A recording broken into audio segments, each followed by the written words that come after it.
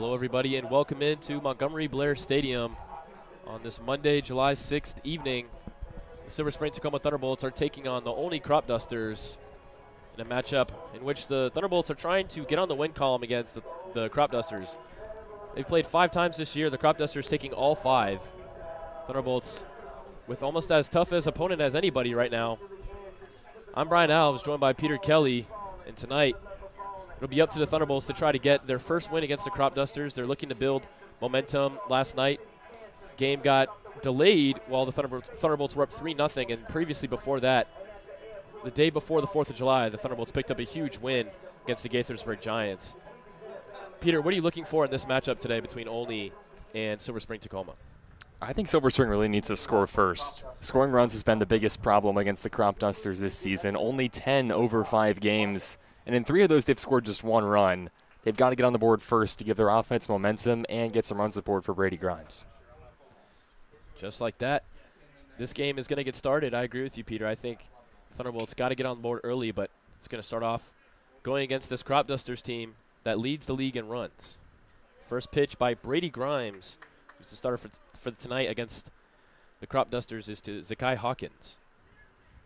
The lineup for the Cropdusters goes Zakai Hawkins, Patrick Gosden, Cade Walter, Maximus Waring, Ryan Boma, Kadiran Ahern, Ben Ford, Owen McNeil, and Donis Rodriguez. Early on for Brady Grimes, 0-1 the count.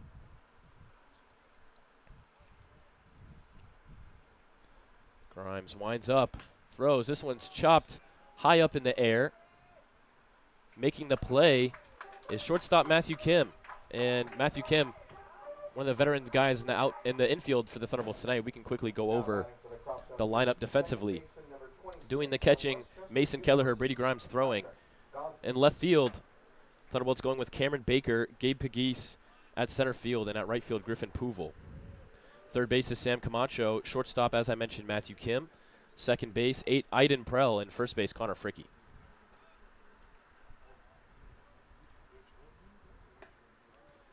Grimes has his second at bat here for Patrick Gosden. Gosden, part of this big Cropduster lineup that's been dominating all season. First in home runs, first in runs in total in this Cal Ripken League at a crazy 24 home run count.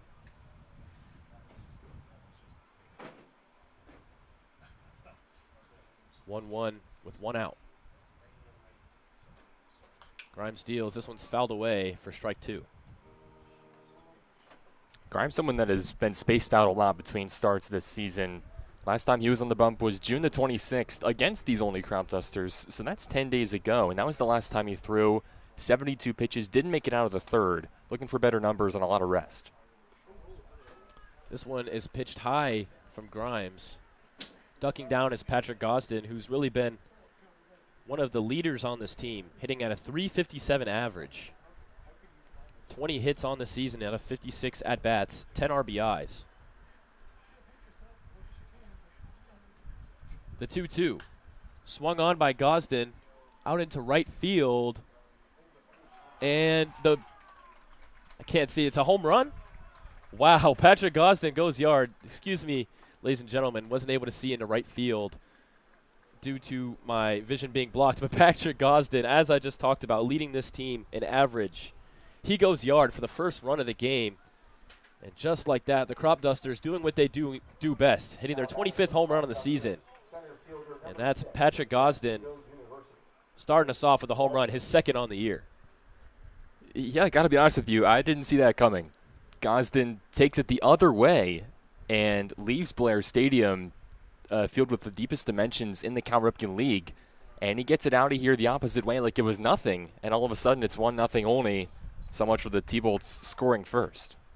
Again, I apologize that I wasn't able to relay that as it happened. My view was blocked, but Patrick Gosden, surely enough, jogged around the base paths. 1-0 to the Cropdusters early. Brady Grimes, not the start he would want, but plenty of time to get back on track. Just got to keep that mental positive. Pitching, barely missing the left-hand side of the strike zone for ball 2. And just such a heartbreaking moment for the Thunderbolts to start the game. Cade Walter now up for the Cropdusters, as that one caught the bottom of the strike zone. 2-2 the count. Cade Walter, another really good hitter in this lineup. Really only has a lineup full of great hitting. This one skips outside for ball 3. Cade Walter does have a 268 average, but 506 OBP, 464 slug. He's walked 22 times on the season and has 19 RBIs. Speaking of walking, he's going to walk over to first base after the full count walk. And just like that, a home run and a walk for the Cropdusters. And that OBP of over 500 is going to improve.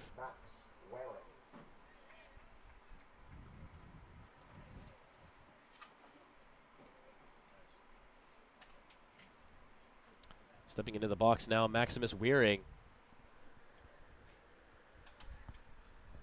The lefty, second lefty back-to-back for the Cropdusters.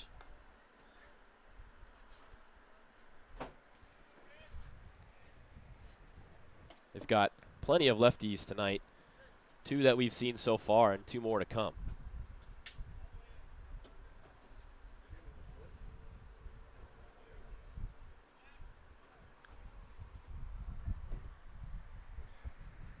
The 1-0 from Grimes. Swung on and missed from Weering for strike 1. Grimes trying to settle back in after a home run and a walk given. He throws back to first, not in time. Good effort and good pickoff move, but not able to get Cade Walter.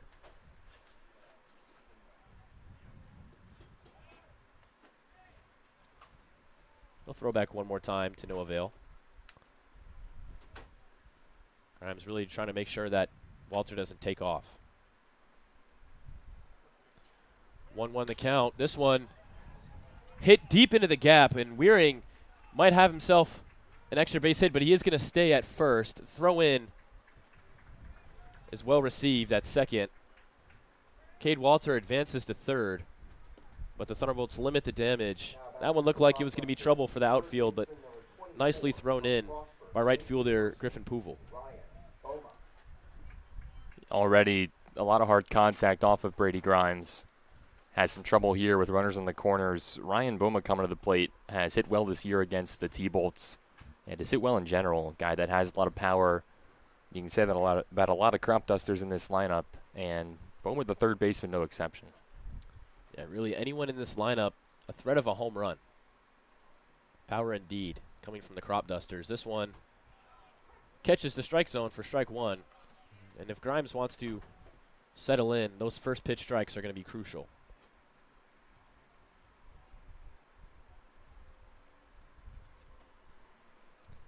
Second pitch of the at-bat, loading. This one bounces in to Kelleher, who's able to block it.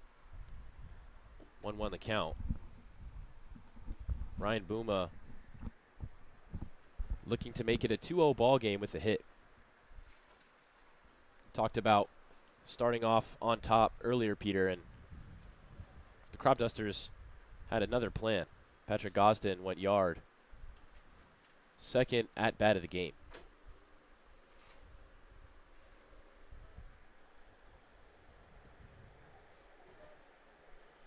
Two on the count, 1 out. Runners on first and third. Double play is an option.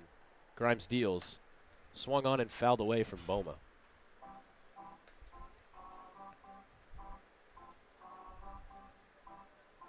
The Cropdusters obviously have probably the most interesting home jerseys in the league, but the away jerseys, some black and yellow. This pitch downstairs for the second 3-2 count we'll see tonight. First one ended in a walk. And now a crucial 3-2 here. Grimes deals. This one's outside. Ball 4. 2 walks, a single, and a home run so far for Brady Grimes on the mound. The Cropdusters posing a real threat. Just going to draw a mound visit here from Ryan Mariani. I think Olney playing with a bit of a chip on their shoulder. They have led the North Division for pretty much this entire season. They were 10, 12 games over 500 at one point, but Bethesda has just gone on a tear, winning 9 of their last 10 in their last 8 games. And their last one came 3 days ago against the Cropdusters. Big Train took down Olney in Olney and held them to just 1 run. So I think the Cropdusters came here trying to make a statement and get their bats back rolling like they're so accustomed to. Maybe explains their aggressive approach here in the first. No, I think you're absolutely spot on, Peter, especially if you can't take your anger out on the Big Train, you take it out on your next opponent, and the Thunderbolts receiving the wrath right now. Especially now that the Big Train were the ones that jumped them, losing to them twice in a 3-game span. Can't be fun for the Cropdusters, but they're having all the fun right now. Bases loaded, 1 out. The first pitch back from the mound visit is a strike. Good start by Grimes, getting ahead in the count. He's got Kadiran Ahern, another lefty in this lineup, the 3rd out of the 4. Swung on by Ahern. It's going to get way up into the air and eventually make its way over to the parking lot.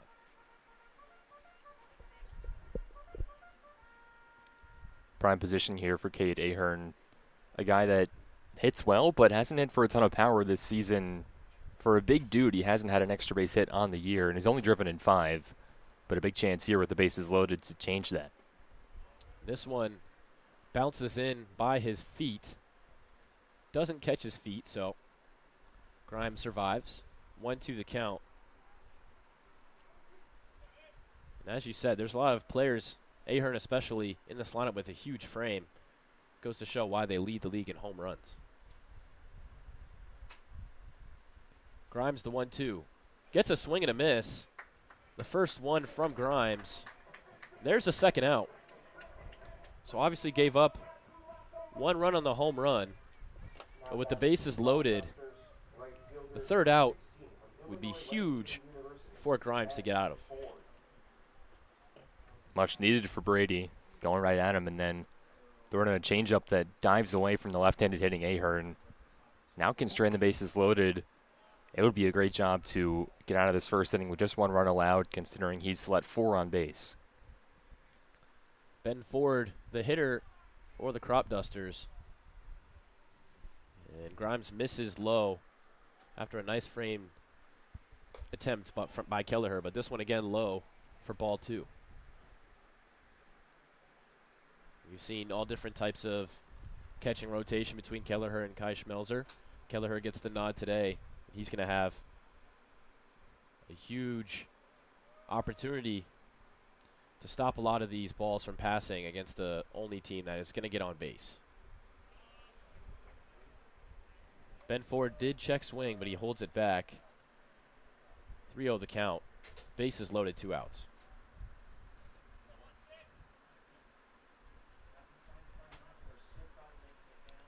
Nowhere to go for Ben Ford. And he's going to kick everyone off their bases. Everyone's going to move along. 4-pitch walk. 2-0 the score for the Cropdusters.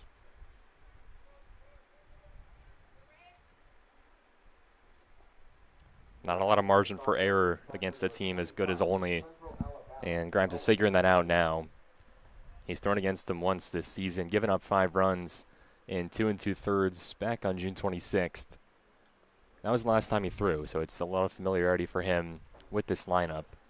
And already 2 on the board. Chance for more, bases still loaded.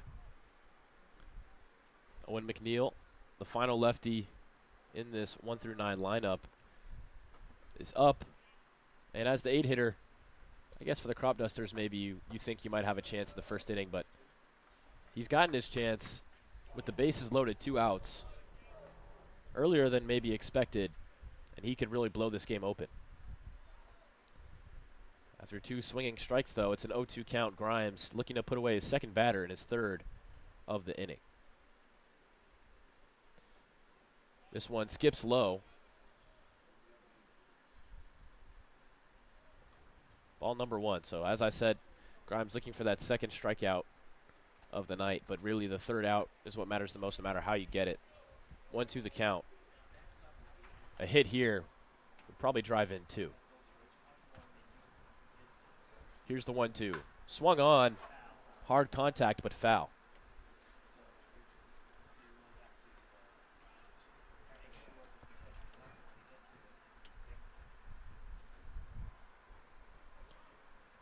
So McNeil stays alive. He's playing the catcher spot today for the Cropdusters. They have plenty of depth there. A loaded catcher room. He gets the nod today. We'll do the 1-2 again. Grimes steals this one low. Good eye for McNeil. Breaking ball. Started high, went low. But McNeil wanted no piece of it.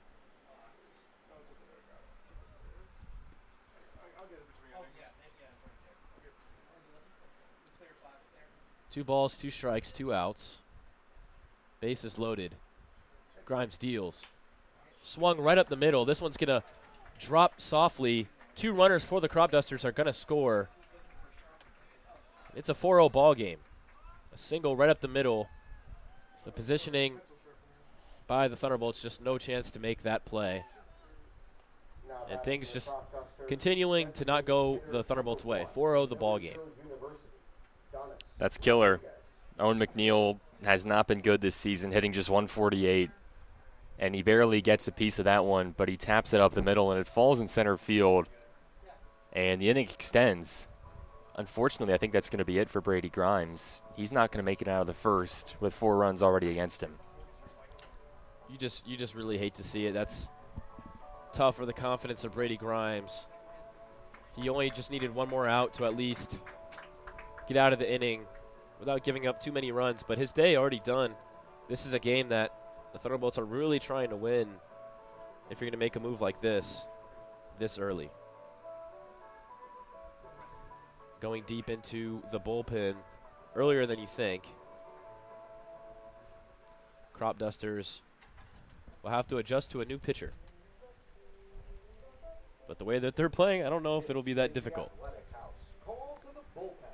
Yeah, only a team that has hit the T-Bolts so well this season. Haven't scored less than 5 runs in a game. 5 runs, 6 runs, 7 runs. Those games were at Olney, though. The 2 games that they have played here were a 14-run game and a 25-run explosion. Whatever it is, Olney just likes scoring here at Blair, and they're continuing it here. 4 runs down in the first, and now it's up to Presky to try and sop up the mess and just get his team off the field. Not much more you can do here for Michael Presky. Just try to show up, throw strikes, and regroup after this inning. Yeah, as you mentioned, Mike Presky, the man that's going to come in. If you ask Presky if he thought he was going to be coming in the top of the first, he'd be like, are you crazy? But 4 runs from the Cropdusters, forcing the hand of Brock Hunter. And here we are. Presky going to deal with a first and second situation, 4-0 ball game. And as you said, Peter, he just has to get that 1 out and try to give his hitters a chance. Cropdusters is a team that don't give up a lot of runs either, so to be down 4 early is going to be very difficult for this Thunderbolts team.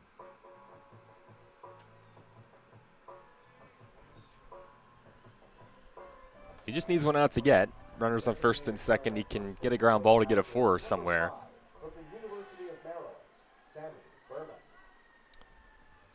And his first at bat going to be against Donis Rodriguez, the designated hitter, and the 9-hitter tonight. We've seen Donis Rodriguez lead off for the Cropdusters a lot this year. So him being at the 9 is a little misleading. But the lefty DHing tonight for the Cropdusters has another RBI situation.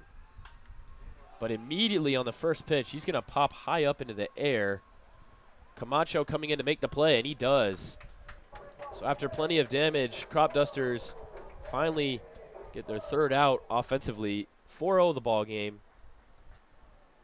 Start from Brady Grimes comes short to an end in just 2 1/3 of an inning. Presky comes in, gets the final out. and the Thunderbolts will have a chance to hit in just a moment.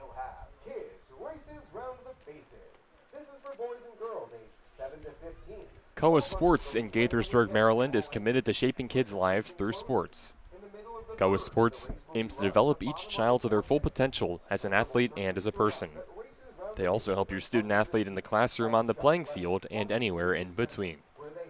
Learn more about Koa Sports at koasports.org. Koa Sports, a proud supporter of your Silver Spring Tacoma Thunderbolts. Parkview Capital believes your financial strategy should reflect more than numbers. It should reflect you. As a trusted investment advisory firm, Parkview Capital partners with individuals and families to build and protect wealth. Parkview Capital personalizes strategies rooted in your values and long-term goals. Whether you're growing a portfolio or preserving a legacy, Parkview Capital crafts a clear, customized path to your financial future, one that evolves with you. Parkview Capital, a proud supporter of the Silver Spring Tacoma Thunderbolts. Well, we barely blinked, and the Cropdusters put together a 4-run inning to start us off here at Montgomery-Blair Stadium. 7:22, only about 20 minutes into this game, and the Cropdusters are already showing why they're such a formidable opponent. But the Thunderbolts have their chance now, facing off against Nolan Ross from the Cropdusters, who's pitching tonight. But the 1 through 9 will be Gabe Pagase leading off at center field, Matthew Kim the 2, Sturdivant the 3, Camacho the 4, Kelleher, who's doing the catching tonight at the 5 spot, Griffin Pouvel, Cameron Baker, and Connor Fricky make the 6, 7, and 8, and finally at the 9 spot is Iden Prell. This is a lineup that is going to have to be active early. And they have a tough challenge in front of them with Nolan Ross. ERA a shade over 3. It's a left-handed arm. It is a young arm. Just finished up his freshman season at Dickinson. And he's a local guy. He played at Dub J, Walter Johnson, just down the road in Montgomery County, a team that had a lot of success in the public school 3A division. And Ross, the southpaw, toes the rubber here against the T-Bolts team that Olney has pitched really well against this season. And a tough task for these Thunderbolts, as you're mentioning. But due to the circumstances at the top of the first, you got to be aggressive. Gabe Pagase already in an 0-2 count, but he swings at this one right to shortstop. Nice and easy play, but Gabe Pagase almost beats it out. Regardless, the first out is on the board. That was shortstop Zakai Hawkins making the play. It seemed it was softly hit right to him. Pagase, as we've seen all season, great on the base pass, almost beat it out. But nevertheless, out number 1. Matthew Kim with the famous SOS Rihanna walkout song. It's going to be at the 2 spot today. Kim sees his first pitch and fouls it down the third base line. Almost caught fair, but just barely misses.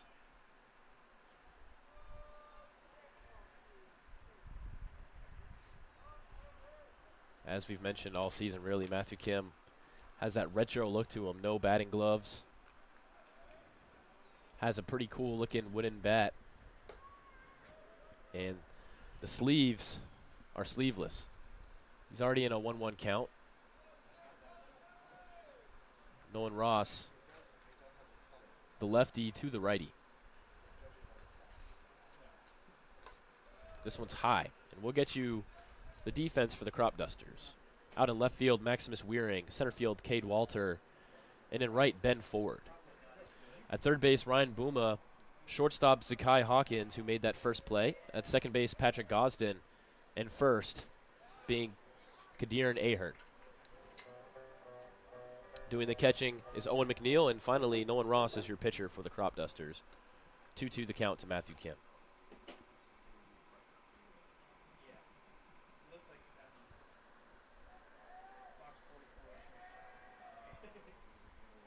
2-2 to Kimmy. Kimmy swings this one out of play.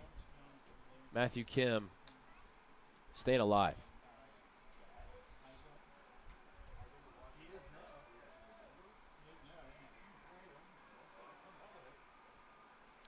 One of the veterans on this team we've talked about all season. He fouls off another pitch, and that's something that he does well. He stays alive and counts. And it's just really annoying to pitch to. Not the flashiest guy when it comes to his hitting, but he does what he needs to do at a very good clip.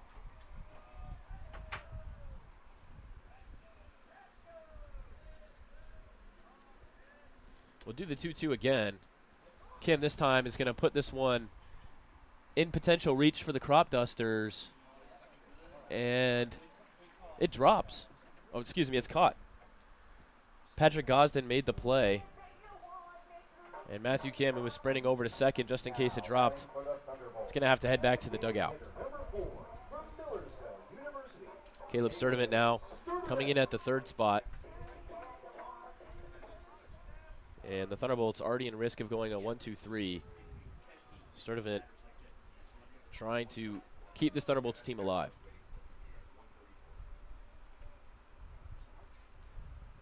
Sounds like a bit of an exaggeration, still the first inning, but when you're in a 4-0 deficit and it doesn't look like the other team is going to stop the offense anytime soon, you got to take advantage of your opportunities.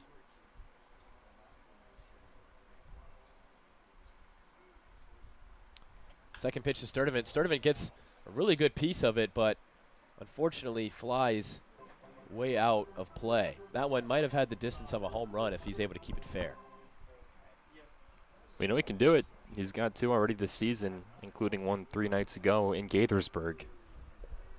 Since he's come back from the injured list, he's been in a good spot in the lineup. Sturdivant hits this one softly to second, and the play is made for out number 3. That one kind of hung up in the air for a while, but eventually came right down to second baseman Patrick Gosden. Back-to-back plays by Gosden gets the Cropdusters a scoreless inning. Cropdusters having a chance to add on to their lead as we go to the top of the second after a word from our sponsors. Dan Metcalf has long been a supporter of the Silver Spring Tacoma Thunderbolts. Now he's at a new location, the Finn Family Group of Perennial Real Estate. If you want to find that perfect home in the perfect community, the Finn Family Group is for you. The Finn Family Group believes in community, and they bring that sense of community when working with clients to find homes in the Silver Spring Tacoma Park area. Call them today at 301-450-6999. The Finn Family Group, a proud supporter of the Silver Spring Tacoma Thunderbolts. Athletic House on 18952 Bonanza Way in Gaithersburg is a promotional product distributor making mugs, pens, and t-shirts for advertisers. The Athletic House can supply your company with every possible promotional product from 3,000 suppliers. With so many ad specialties available, Athletic House can help leave a lasting impression with your customers, and they'll create long-lasting relationships with your clients. Athletic House, a proud supporter of the Silver Spring Tacoma Thunderbolts. Back for second inning baseball. Thunderbolts down 4-0 against the Olney Cropdusters. We're still trying to figure out on this broadcast how you can put a run on the scoreboard at pitcher, Peter, but it's a formula we still haven't figured out. Yeah, I guess baseball rules are developing over time. They add the ABS, they add the pitch clock. They haven't added a way for the defense to score runs. I think we could pioneer that maybe in the Ripken League. It would allow the T-Bolts to work closer here, but unfortunately the only thing that can happen here in the second inning for Presky is for them to hold the Cropdusters off the board. It's definitely doable, but it will be the second time through the order. It was pretty indicative of how that first inning went. Only brought all 9 to the plate. Their first half took 20 minutes, and then the T-Bolts go 1, 2, 3, taking just 5. And to top the second inning is the guy who topped the first inning, as you mentioned. Cropdusters went 1 through 9. It's a guy Hawkins. One of the 3 outs is up for a second time, and Presky hoping to give plenty of pitches to this Thunderbolts team as they're going to try to extend his arm from a short start from Brady Grimes. 2-0 the count early. This guy Hawkins doing the shortstop duty tonight, and he's going to take one right to his left arm. It was already a 2-0 count. Ball 3 hits him, so he'll head to first base in some pain. And the guy who started it all off tonight, Patrick Gosden, hit an opposite field home run. And now he's got a base runner. First pitch to Gosden is a beauty. Strike one. Presky going to have to replicate that. Gosden 1 for 1 with the home run. Got some help from his teammates after that home run with the bases loaded, and eventually only got that lead up +3.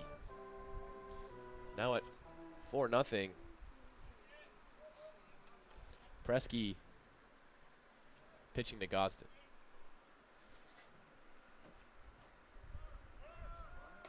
Runner goes, throw over to second is solid, but it hits off of Zakai Hawkins, and he's going to take off for third as that one went into the outfield, and he's safe by a mile. So stolen base for Zakai Hawkins. That ball hits off of him, and then he takes off for third. Painful trip around the bases so far for Hawkins. Got hit by a pitch and then got hit on the throw to second base. How about him popping right back up, though? Keeping the hustle at 100% and getting the third. Hawkins now a perfect 11 for 11 on the base paths this season. Yeah, he made that one look pretty easy. They're checking if Gosden went around on that swing. He did not. So 3-1 the count. Really, almost anything put into play would score Gosden unless it was a shallow out. The 2-2 swung on, skied high into the air. That is one of the cases where Zakai Hawkins wouldn't be brought home. The pop out goes right to first baseman Connor Fricky. There's out number 1. Now batting for the Cropdusters, center fielder number 6, Cade Walter. Cade Walter back up for the Cropdusters. He started off that bases loaded situation for the Cropdusters. He walked his first time around. Facing a different pitcher this time in Presky. First pitch is a strike. Well placed on the left-hand side of the strike zone.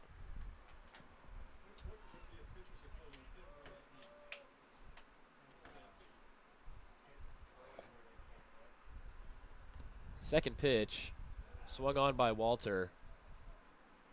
That one skips off his bat and hits his leg. Quick 0-2 for Presky. Presky did allow a walk, which eventually got, a hit by pitch, which eventually got Hawkins to third. But other than that, it's been solid so far. This one hit right to second base. Making the play for out number 2 is Matthew Kim. That was Aiden Prell. Matthew Kim at short. So the run does score for the Cropdusters. Zakai Hawkins makes his way around the bases and puts the lead at 5-0. But the second out and the bases cleared for the Thunderbolts. Yeah, not the worst thing in the world, but another run across. Looked like some dirt in the eye of Mason Keller as he quickly takes off his mask, and now he's back in. Maximus Waring swinging hard for strike 1.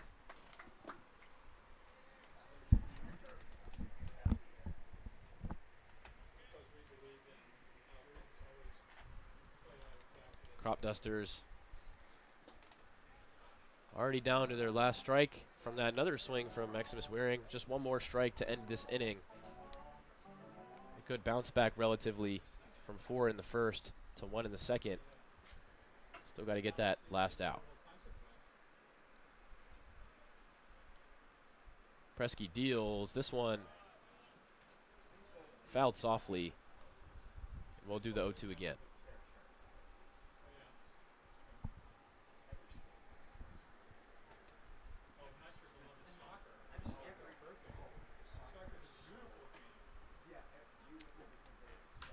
Waring hits this one, trying to make the play is Aiden Prell, but he's not going to get there. Really just went to a open spot between second and first, and Prell made an effort to get over there, but was too late. Maximus Waring was already at a .344 average coming in today. He's already going to add to that. So 2-out single for the Cropdusters.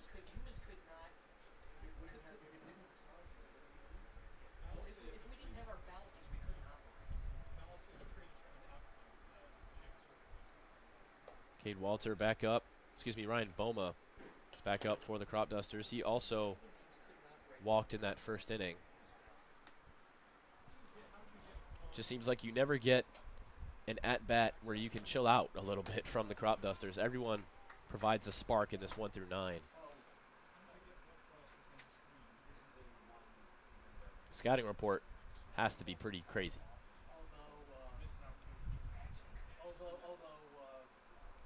Second pitch into Boma is swung on and missed. Off-speed breaking ball. Working solid so far for Presky. He's got a 1-2 count, 2 outs. Waring on first base.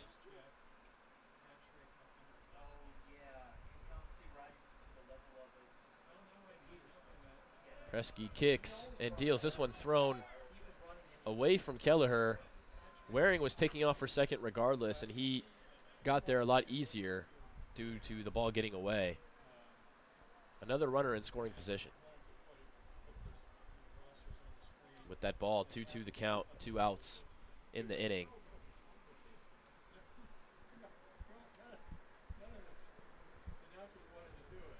Presky pulls back and deals. There's strike 3 swinging. Presky gets out of the inning with just 1 run given up. 2 base runners total, but a solid first full inning from Presky. The Thunderbolts going to get their chance to bat once again in the bottom of the second. 1 error and 1 runner left on base. The Radial Tire Company on 9101 Brookville Road in Silver Spring specializes in balancing, repair, and installation of your car's tires.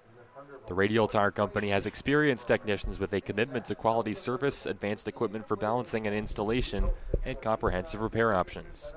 The Radial Tire Company on 9101 Brookville Road in Silver Spring, a proud supporter of your Silver Spring Tacoma Thunderbolts. Chuck Levin's Washington Music Center at 11151 Veers Mill Road in Wheaton has been serving Washington musicians since 1958. Chuck Levin's is family run and is famous for instrument sales and its repair facilities for guitars, woodwinds, brass, strings, and electronics. Open Monday through Saturday from 10 to 6. Chuck Levin's Washington Music Center at 11151 Veers Mill Road in Wheaton, a proud supporter of your Silver Spring Tacoma Thunderbolts. Bottom of the second action coming up in just a second as Nolan Ross is warming up for his second inning of action. It was a quick 1-2-3 for the Thunderbolts in the first inning. And, you know, with that top of the order being as strong as it is for the Thunderbolts, no one made it look easy. Now batting for the Thunderbolts, third baseman, But the 4-5-6 for the Thunderbolts is going to try to test Nolan Ross for the first time tonight. It's going to start off with Samuel Camacho Jr., Mason Kelleher, and then Griffin Puval, with the possibility of Baker and Fricky as well if those guys can get on base.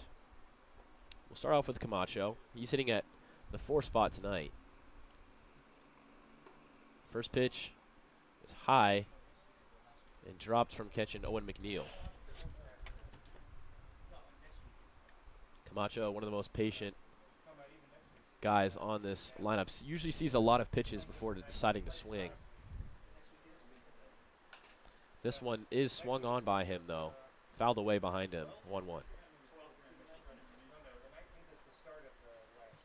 Camacho has been much improved with the bat recently for the Thunderbolts, and it's been much needed.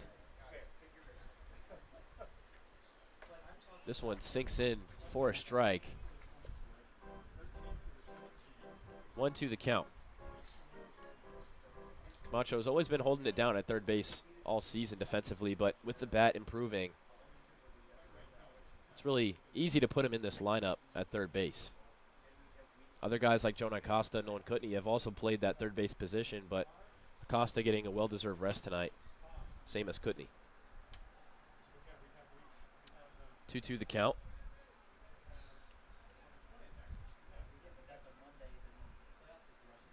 Ross deals. This one fouled away from Camacho. Got him right near the hands.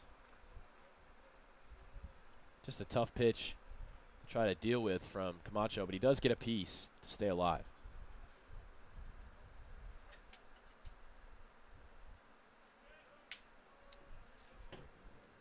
2-2 part 2. Swung on weakly to third. Camacho running hard, but isn't going to get there in time. Ryan Booma, the third baseman for the Cropdusters, throwing out the third baseman for the Thunderbolts. There's out number 1. Now batting for the Thunderbolts, catcher number 27 from Frostburg State University, Mason Kelleher. Now Mason Kelleher doing the catching tonight. Trying to provide with the hitting as well. Still no base runners for the Thunderbolts.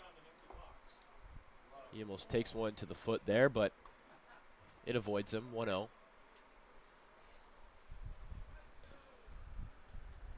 Only already 4 hits in 2 innings. Thunderbolts with 0. Kelleher fouls this one off for strike number 1.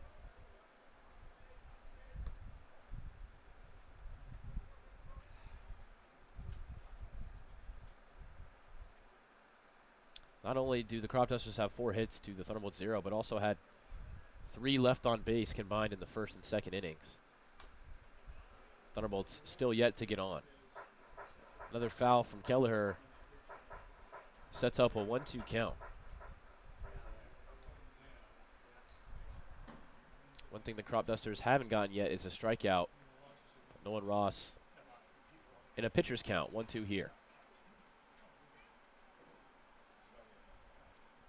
Lefty kicks and deals. This one too high for ball 2.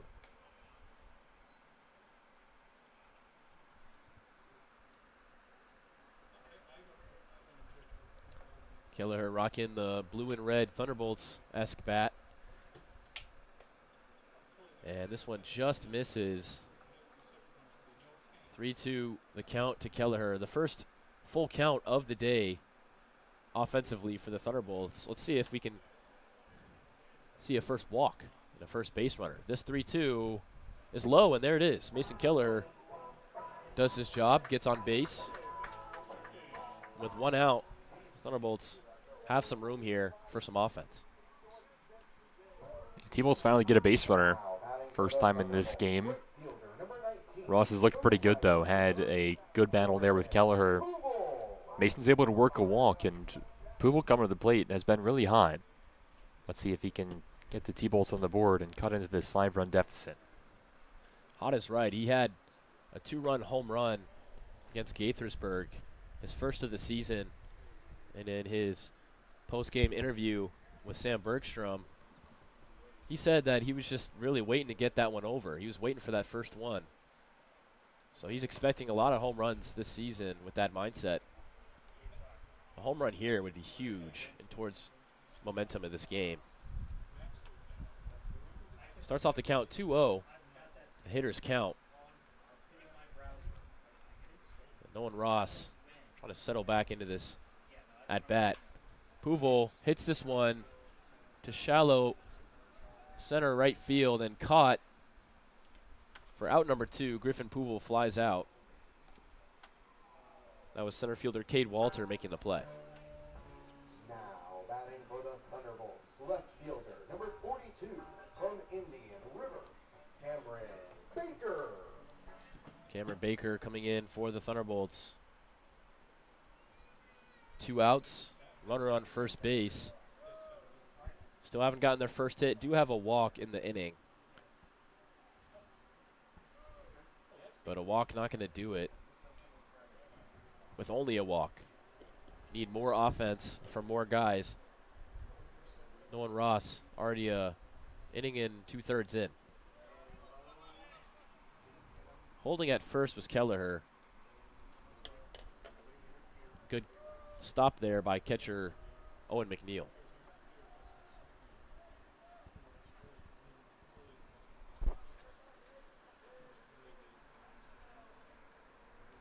One the count. Outside for ball 2.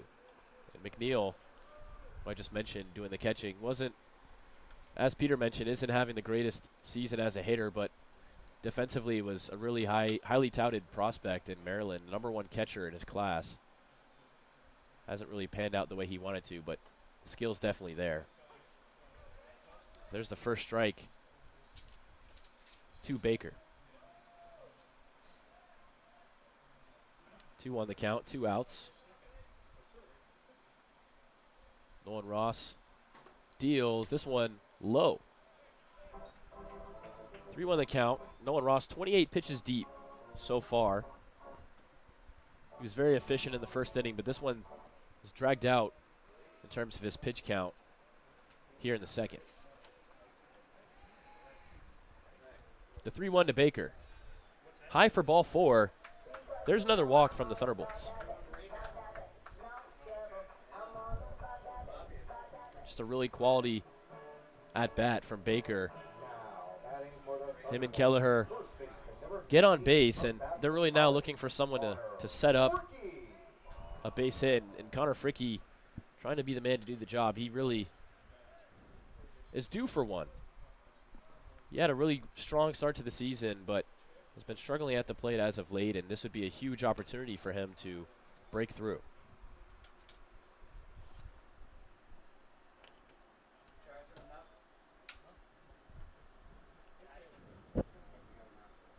Mound visit coming for the Cropdusters, as this is a situation they want to get out of unscathed. I feel like Ross isn't missing by that much.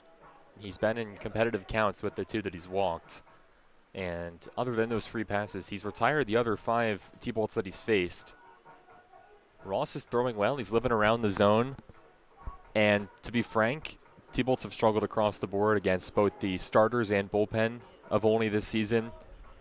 So Adam Leader, the head coach, will walk back to his dugout. Not a ton of stress on him to get a ton out of Nolan Ross, just like there's not a ton of stress to need a ton from the bullpen, because both Ross and the starters and then the rest of the bullpen have been really good this season, not just against Silver Spring, but in the league in general. And they've made it tough for the T-Bolts to compete when they've played. Great analysis, Peter. This one swung on by Fricke. It's going to land for his first hit, and I believe 19 at-bats. Is that correct? Yeah, Fricke snaps an 0 for 17 streak there. Getting on base, loading the bases. And you got to go all the way back to June 24th, the last time he had a hit. Good to see Fricke add a tally in that column. Much needed for him, and hopefully it spells success in this game. Maybe the luck is starting to change. Here's another guy that's due for some success, and Aiden Prell. He can break through here. Bases loaded. T-Bolts still need to get on the board. And that was well defended by the Cropdusters as it got through. Prell swinging on the first pitch. This one sits and gets through the gap. Thunderbolts are going to at least score 2. The third and Fricke coming around. And he's going to get there without a throw. Aiden Prell. Peter, you called it. A double from Prell. 3 RBIs. And just like that, it's a 5-3 ball game. The 2-out huge hit from Prell keeps the Thunderbolts alive. Aiden Prell out of nowhere, swinging at the first pitch and depositing that one into right center. Just his second extra base hit of the year, just his 4th hit total. He adds 3 to his RBI tally. He had 4 coming in, nearly doubling that with 1 swing, and you blink and it's 5-3. The bottom of the order stringing together some quality offense, and the 8 and 9 hitters back-to-back with huge hits to get the T-Bolts right back in this ballgame. Just unreal from the Bolts. The top of the lineup back in it. Gabe Pagase, who's been getting runs through for the Thunderbolts all season, leads the team in runs, trying to get an RBI that would bring it to a 1-run ball game. Just unreal. 5-0 coming into the bottom of the second. Thunderbolts right back in it. Well, Ross immediately settles back in after some adversity. 2 straight strikes, both off-speed pitches to Pagase. Pagase going to have to fight in this count, 0-2.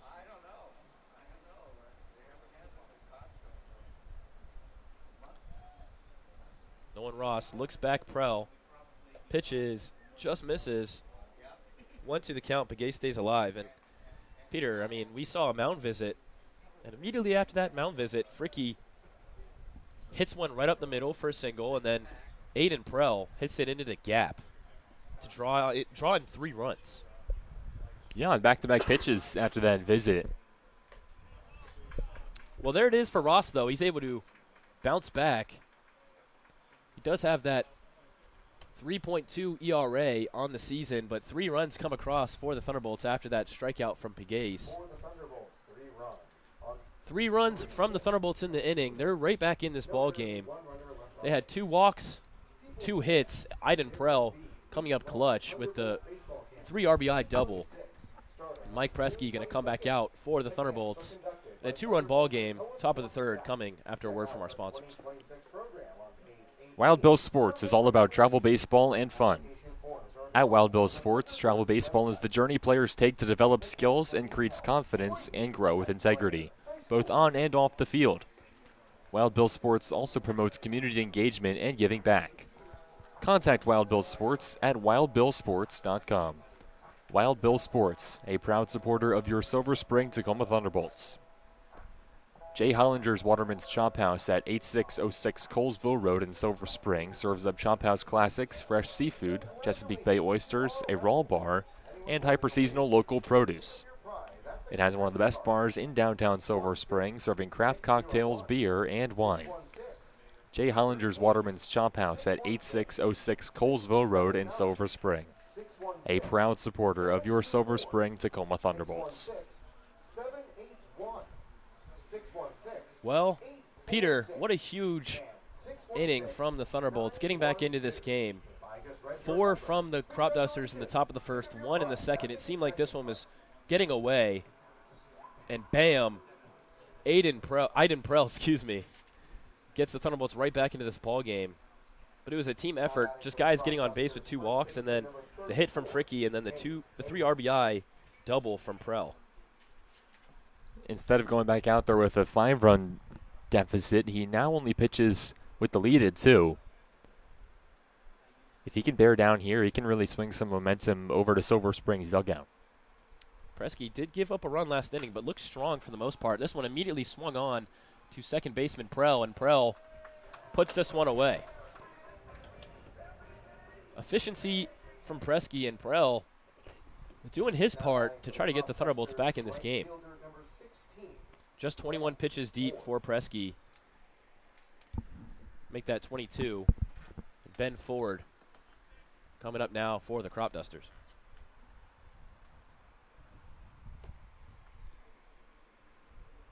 First pitch is off speed low for Presky, bounces in the dirt. Ben Ford trying to reclaim the momentum that the Cropdusters had lost. This one hit high into the air. Matthew Kim calls it and rightfully makes the play. Wow. So 3 pitches into the inning, the Thunderbolts already with 2 outs. Yeah, it just looks like a completely different team out there. A little bit of sauce from Matthew Kim making that catch and then flipping it over to his counterpart up the middle, Aiden Prell. Just need 1 out to get here before Presky can sit down a very dangerous part of this Cropduster order. First pitch catches the outside part of the zone for strike number 1 against Owen McNeil. Owen McNeil, someone that singled for the Cropdusters, but after swinging through that second pitch is now 0-2. 0 balls, 2 strikes. As you said, Peter, he's been having a tough time at the plate this season. Presky looking to take advantage of that to get the 3rd out. The 0-2 pitch is swung on and missed. Mike Presky goes 1-2-3 in just 6 total pitches in the inning. What an amazing inning from the Thunderbolts. This is just a completely new ball game. 5-3 the score. Cropdusters still with the lead, but the Thunderbolts with the momentum. Bottom of the 3rd coming in just a moment after a word from our sponsors. Fetch Pet Care at 10111 Colesville Road, number 115 in Silver Spring is your premier in-home pet care service. From dog walks, cat care, overnight stays, pet sitting, and medication administration, Fetch Pet Care provides services tailored to meet your pet's individual needs. Fetch Pet Care at 10111 Colesville Road, number 115 in Silver Spring. a proud supporter of your Silver Spring Tacoma Thunderbolts. The Tacoma Torch, founded in 2019, brings laughter and a sense of fun to residents in Tacoma Park and the DMV.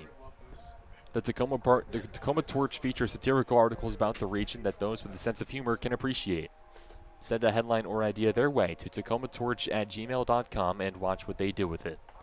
The Tacoma Torch is on the web at tacomatorch.com. Tacoma Torch, a proud supporter of your Silver Spring Tacoma Thunderbolts. Well, back in for bottom of the third action, but let's go back to that bottom of the second. Just an overall offensive showcase from the Thunderbolts. Started with Sam Camacho grounding out, but Kelleher walked, Pouville flied out, and then Baker walked as well. And then it was Connor Fricke with a single to load the bases up, but Aiden Prell finishing it off, clearing the bases with a double. 5-3 the ball game, the bottom of the order doing the dirty work for the Thunderbolts. And now Matthew Kim at the 2 spot, number 2, going to start off this bottom of the third.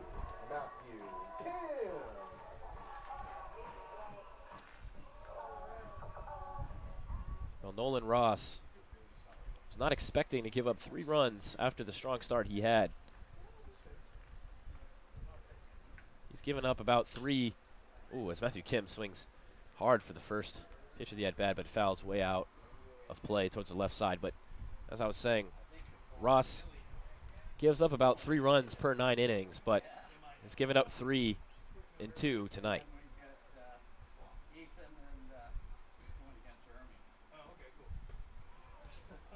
This one inside for ball number 1. Matthew Kim wasn't able to get on base first time around, but he's got a second chance at it here, as this one is hit 50 million feet into the air, called by the shortstop and caught for the Cropdusters. Zakai Hawkins makes the play. So first out on the board in the bottom of the third. And Stewie, Caleb Sturdivant, comes back in as the 3-hitter for the Thunderbolts. In his last at-bat, had a pitch that he fouled, but fouled with authority. We'll see if he's able to put it into play this time, as he wasn't able to get on base the first time around. First pitch by Ross is a good one. Drops in for strike number 1.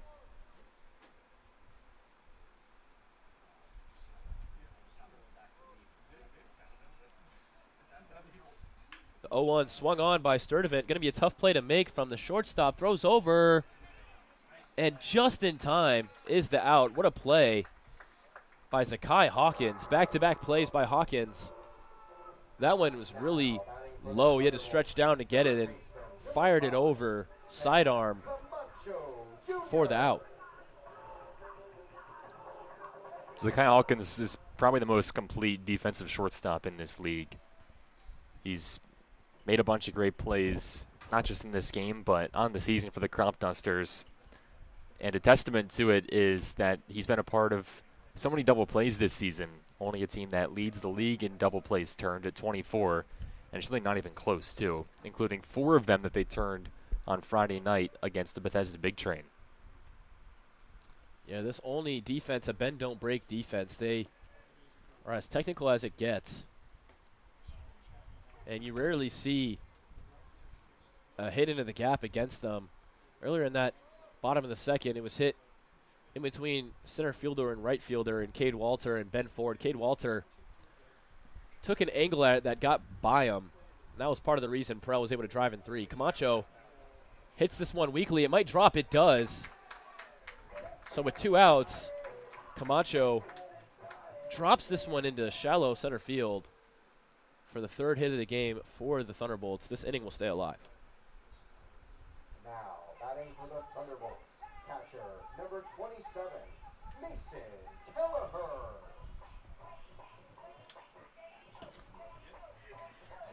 Mason Kelleher is back up for the Thunderbolts with that peanut butter jelly theme song. That's pretty iconic. 5-3 ball game, 2 outs. Kelleher sees his first pitch inside.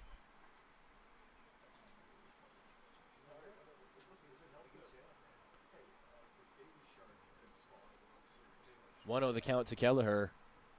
Camacho on first. This one upstairs for ball 2.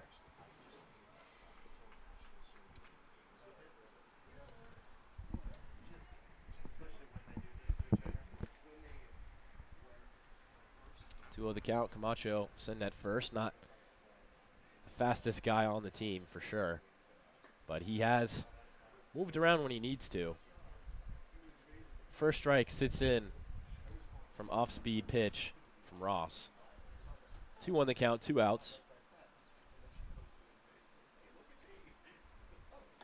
Kelleher swinging for strike 2. He started it out in the previous inning when he walked.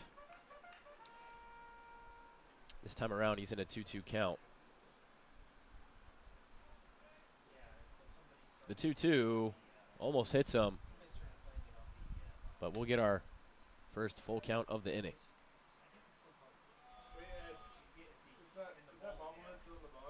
Kelleher trying to draw his second walk of the game.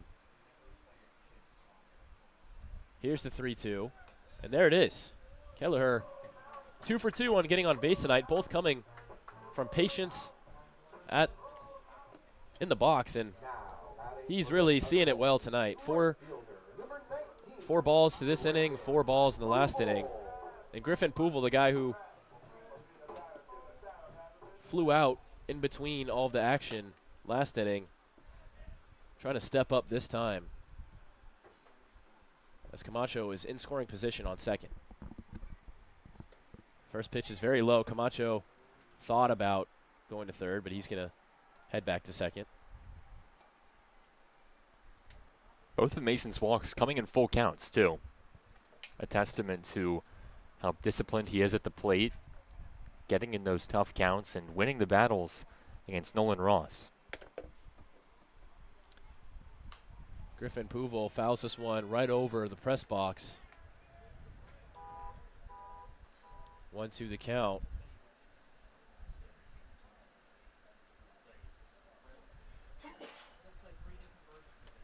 Excuse me, 1-1 the count. 2 outs, runner on first and second. Kelleher and Camacho respectively. This one outside, ball 2. And the pitch count starting to go up for Ross. Thunderbolts have been patient, and the patience has been paying off. As you mentioned, Peter, Ross isn't missing by much, but he is missing 53 total pitches in the bottom of the third. The 2-1 is fouled away from Pouvel. We'll have a 2-2.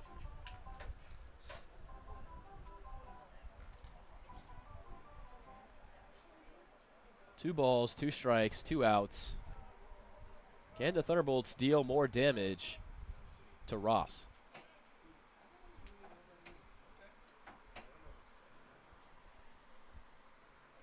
Here's the 2-2 from Ross. Swing and a miss from Pouvel. Ross escapes. He strands first and second.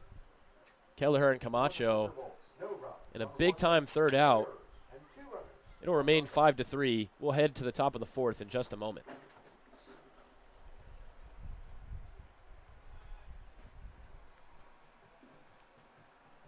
Nando's Peri Peri Chicken on 924 Ellsworth Drive in Silver Spring is the best chicken in the world because it uses peri peri sauce.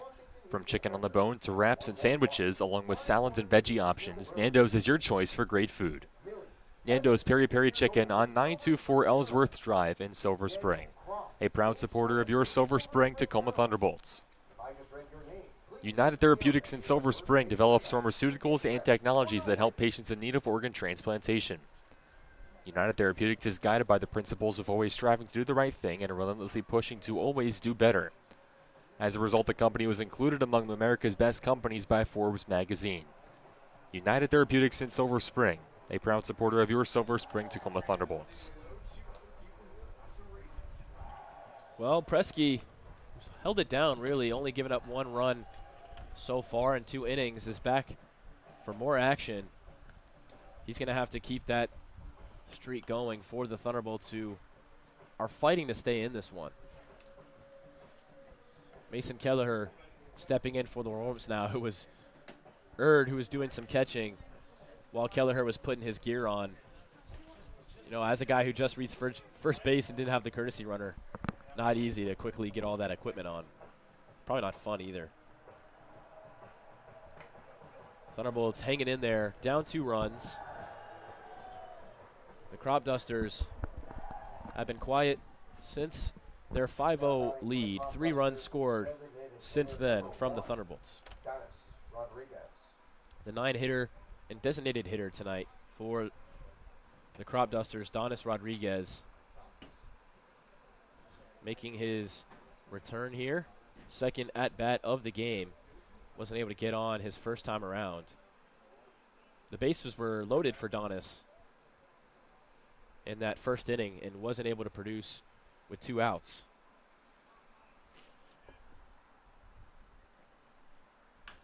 This time around, he hits it right back to Presky, makes him flinch, and just goes right to second base and through for a single.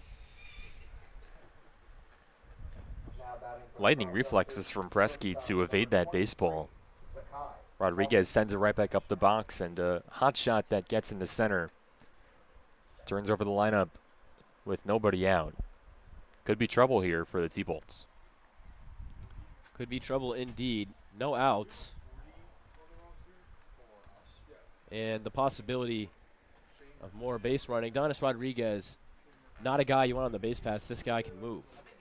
Just like Zakai Hawkins, who's up now. Hawkins was able to score his last time around, got on base, and was flying around. This time, a double play option. First out is at second, and ooh, Prell isn't able to throw it to first as he might have been caught by the cleat of Donis Rodriguez. Rodriguez takes a while to get up as well. Prell does get the out at second. So 1 out for the Thunderbolts, but not able to get the 2 as the throw wasn't able to be made. Yeah, Rodriguez breaking up that double play. They'll rule that he did it legally. Third base umpire making the call, Adam Trader. It's a problem when you go out of the base path to interfere with the fielder or slide too aggressively, but I think Rodriguez just went where he was supposed to and caused Prell to be unable to turn that. I was surprised Camacho went to second. Rodriguez had a jump.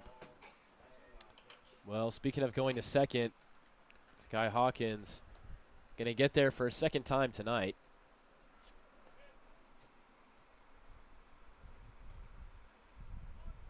So he moves off the pass ball.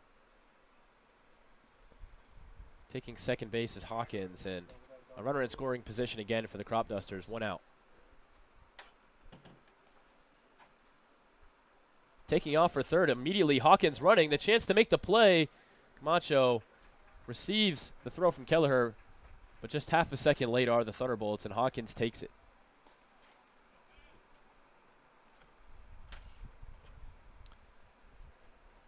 Elsewhere in the world of soccer, Belgium and the U.S. facing off in the round of 16, and Belgium just took a 1-0 lead against the U.S. Not relevant to the Cal Ripken Senior League, but a big moment for this country. Still very early in the game. Back to this game, 5-3 the score. 2-1 count is low. Hawkins is going to trot back to third as it almost seems like he wants to take off for home.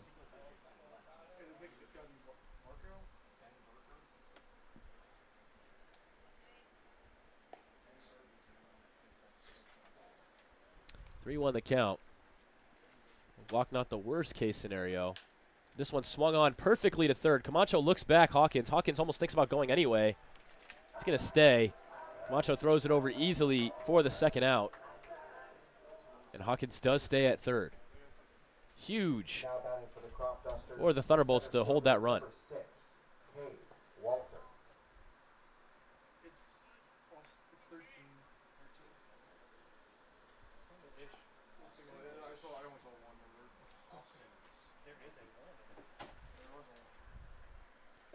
First pitch in to Cade Walter, inside for ball number 1. That was Patrick Gosden, who was thrown out at first. Ever since that home run, he's 0 for 2, 1 for 3 on the night.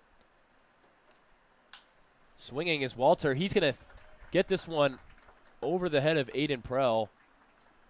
And there's the first run of the inning for the Cropdusters. It seemed like a matter of time, and Hawkins crosses very easily for second run of the game. 6-3 is the score. T-Bolts were close to holding the Cropdusters off the board, but it seems inevitable, like you mentioned. Walter just too good of a hitter to not avoid taking advantage there. And the Cropdusters do get one back, extending their lead back up to 3. There was 2 outs, and that would have been a huge out to get. Throw back from Presky to Fricky, almost catches Walter, not able to get him, but the Thunderbolts were just 1 out away from their second scoreless inning in a row defensively. But the Cropdusters doing what they do best, putting up runs. We've seen 4 runs in the top of the first, as another throwback, not in time again from Presky. 4 runs in the top of the first, 1 in the top of the second, 0 in the top of the third, but back to scoring with 1 in the top of the fourth. Maximus Waring is 2 for 2 tonight. Another throw from Presky is late. He still hasn't thrown his first pitch to Waring. 3 throwbacks in a row.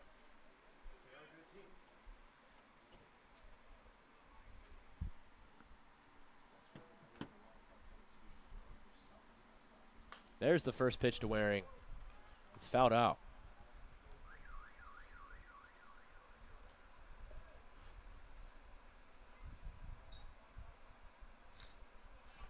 Waring is second on this team in average, and it's just added to that total with 2 hits so far tonight and 2 appearances at the plate.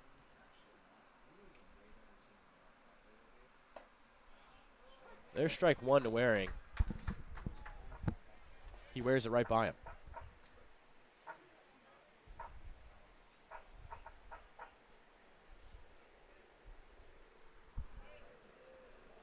Oh, 2 the count. Waring looks like he check swing it. Fricky gets it, throws it over to second for the force out, and that's the 3rd out of the inning. So Waring can't continue that 2-in-a-row streak. The Thunderbolts get out of this one after giving up a run. 1 run on 2 hits. No errors. 2 hits for the Cropdusters. Runner was left on base at first. And 6-3 is our ball game as we're going to head to the bottom of the 4th. Thunderbolts still with catching up to do.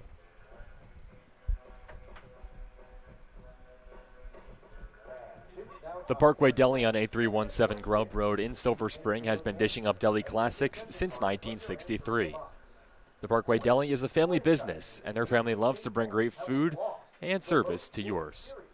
The Parkway Deli is open 7 days a week, 8:30 a.m. to 9 p.m. Monday through Friday, and 8 a.m. to 9 p.m. Saturdays and Sundays.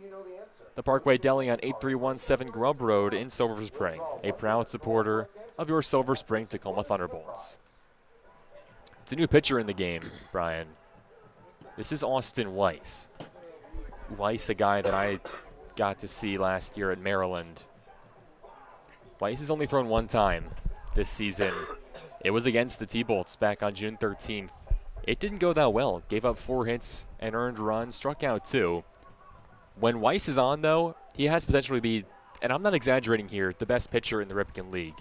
He's got a side-arming left-handed slot that will start almost parallel to the ground. He'll run it up to about 95, 96 miles an hour. Got a couple of starts as a true freshman at the University of Maryland and was a big-time part of their bullpen. He'll step in here just the 2nd time he has pitched this season, but it's a very distinctive delivery and a very distinctive arsenal from the man out of North Bethesda. Went to Georgetown Prep, just up the road, a private school in Montgomery County.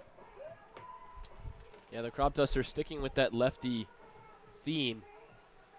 They have plenty of lefties on this team. And having a lot of lefties in a league like the Cal Ripken League can be helpful. Just to throw something else out there, you see a lot of right-handed pitchers in this league, but to have a mix of both lefties and righties gives you lots of versatility in the pitching staff. Weiss is going to take off from Ross. So Ross's day is done. And the Thunderbolts will have a new pitcher to get used to. As you said, Peter, Weiss with the potential really higher than anybody's. Baker's going to get the first look at him from the Thunderbolts. And the first pitch from Weiss is straight gas right by the feet of Baker. So it's the 7-8-9 for the Thunderbolts. Baker, Fricky, and Prell. All three of these guys got on base in that second inning. Baker hits this one high into the air, and it's caught. Play made by Cade Ahern. There's the first out. So down goes 7. 8 and 9 still due. Connor Fricky back up for the Thunderbolts. He loaded the bases with a shallow hit for the Thunderbolts the first time around. First pitch to Fricky. Fricky's going to swing at it. Seems like the strategy for Weiss early is jamming these batters with inside pitches. Fricky made contact but wasn't really able to do anything with it.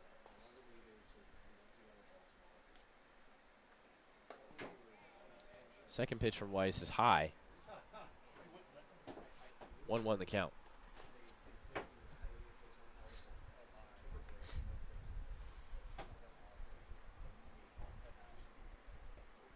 This one skips away low and inside.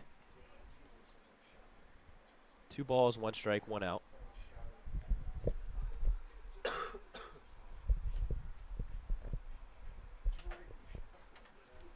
Fricky looking to be the first base runner for the Thunderbolts. He's going to hit this one, but making a nice play once again. And you mentioned it earlier, it's a guy Hawkins, the shortstop, catching this one in the air. It's just been everywhere tonight. Number 34,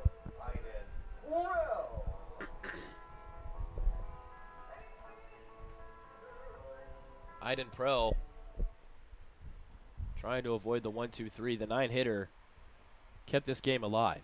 In the bottom of the second, he brought home everybody on base for a 3 RBI double. And the first pitch he sees is actually going to hit him. Barely got his shoulder, I believe. And Iden Prell at the 9 spot, once again helping out. Last time he was in the 9 spot, he was very productive. This time around, productive again. He's going to head to first on a hit by pitch.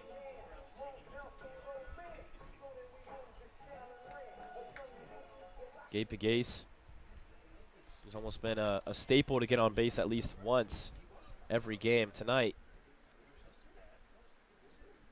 Hasn't gotten on base yet. He's 0 for 2.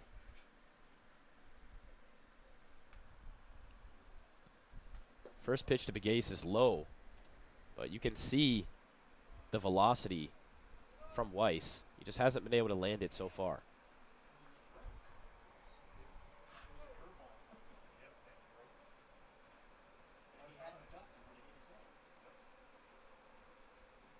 Second pitch high to Pegace, and again, Weiss just unable to land right now.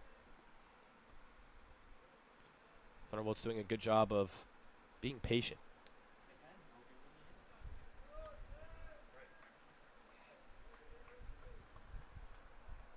2-0 the count, 2 outs. There's the first strike of the at-bat for Weiss. Lands that one.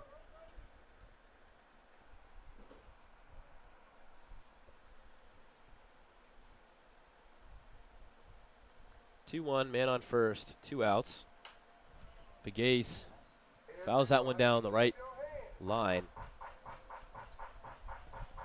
2 balls, 2 strikes, 2 outs. First inning of action for Weiss. He's just 1 out away from a donut on the scoreboard.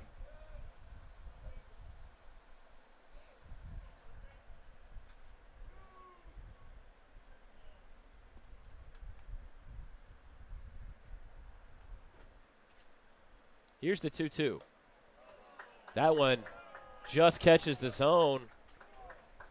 And a strikeout looking from Pegues. He's going to try to argue that one, but to no avail. There's a strikeout from Weiss.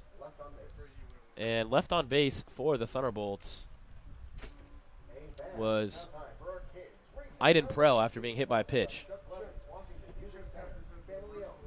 There we go. The Thunderbolts still searching for a way back into this game. 6-3 ball game.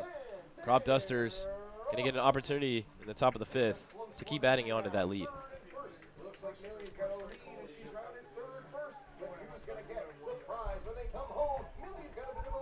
Silver Spring Jewelry is the Washington area's only complete jewelry store with a staff of 13 jewelry associates and 8 goldsmiths. Now in 3 locations in Tacoma Park, White Oak, and Silver Spring. Family owned and operated since 1971, specializing in diamonds, custom engagement rings, repairs, engraving, and cash for gold. Go to silverspringjewelers.com for more information. Silver Spring Jewelry, a proud supporter of your Silver Spring Tacoma Thunderbolts. SkyPoint Federal Credit Union. They make banking simple. SkyPoint believes banking should be easy to understand, personalized, and focused on making the community a better place. Whether opening your first account or planning for the future, SkyPoint has the financial tools to help you hit it out of the park. SkyPoint Federal Credit Union. They make banking simple. Visit SkyPoint's branch in Silver Spring. More at skypointfcu.com. Federally insured by NCUA and an equal housing lender.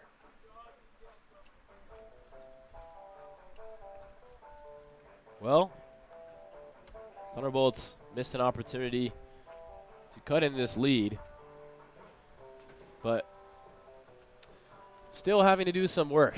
The Thunderbolts with a tough task in beating this Olney team. They haven't done it at all this season. 5 games played, 5 games won for the Cropdusters. Only 2 of those games being played here in Silver Spring, but both of those games in Silver Spring, dominant victories for the Cropdusters. But Mike Preskey's day is done. He had a pretty solid outing against a Cropdusters team that was just giving them everything they had. And Shane Murphy is going to step in for the Thunderbolts. He's going to have to face Ryan Boma, Kadirn Ahern, and Ben Ford at the very least. And the middle of the order is not easy, but especially for a new pitcher coming in. 6-3 the ball game. Just as many scoreless innings as you can get is going to help the Thunderbolts here. They already have a tall task in front of them. For Murphy, this is a debut for the T-Bolts. As summer ball is, the roster stays evolving, stays in motion. And Murphy, no exception to that, joining this team about a couple days ago. He is local. He's from Greenbelt and has played at UMBC, Frostburg, a guy that has bounced around, and now the right-hander taking the hill in Silver Spring to face off against one of the top teams in the Ripken League. And with the new pitcher in Murphy, a new catcher, Kai Schmelzer, subbing in for Mason Kelleher, probably due to the fact that it's Murphy's first time pitching, and he's probably gotten Kai Schmelzer to catch for him. They've probably discussed, some things that they want to do in his first appearance for the Thunderbolts. So Mason Kelleher, his day is done. Schmelzer comes in. And we still have about half a ball game left. Just over. 1-1 the count. Darren Ahern, the first batter Murphy will face this summer.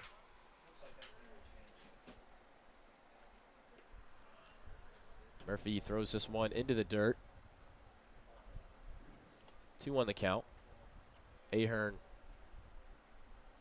this is Ryan Boma. Ahern up next.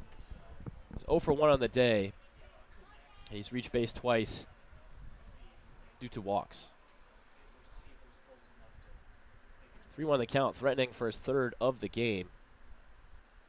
Murphy deals, and he'll get there. 4 balls and 5 pitches for the first at-bat Murphy has of the summer on the mound. For the Cropdusters, first baseman number 34, Cade Ahern. Now Cade Ahern is going to come up for the Cropdusters, rocking the blue batting gloves to go with the black and yellow on the jerseys. Black and yellow bat as well. First pitch upstairs for ball 1. Another huge frame on this Cropdusters team. He is 0 for 2 tonight, though, with a K.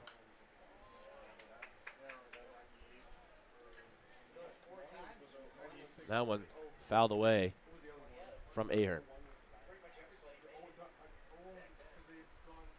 The righty-lefty matchup. First lefty that Murphy will deal with in this order. Plenty more to go. There's a well-placed pitch for strike number 2 to Ahern.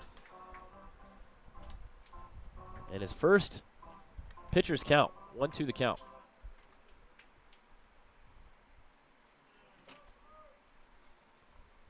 Murphy deals. This one high. Caught well by Schmelzer. 2-2.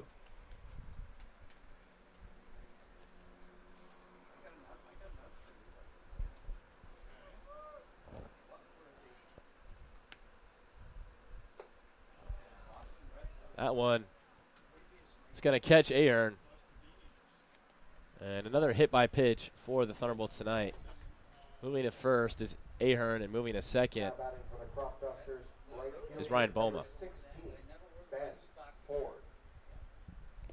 So still 0 outs in the inning. Sean Murphy walked his first, hit his second.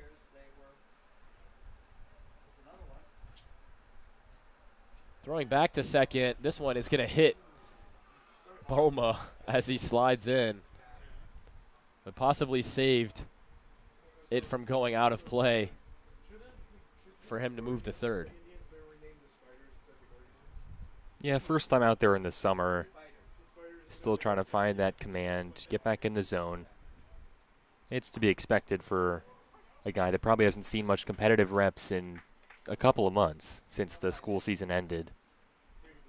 So just got to give him a little bit to settle in. He takes his first pitch well, as trying to bunt are the Cropdusters. Ben Ford wasn't able to hold it back on the second pitch. 0-2 just like that. Yeah, every pitcher that has been added to the roster in their first appearances had a bit of a time getting used to the feel of the league. Murphy going to have a tough task ahead of him, but there's his first strikeout. 3-pitch strikeout for Murphy. He has Ben Ford frustratingly heading back to the dugout for the first out.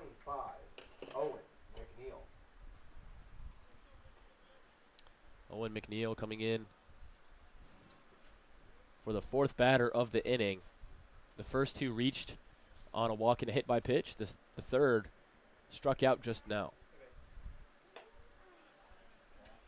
First pitch isn't able to catch the zone. 1-0.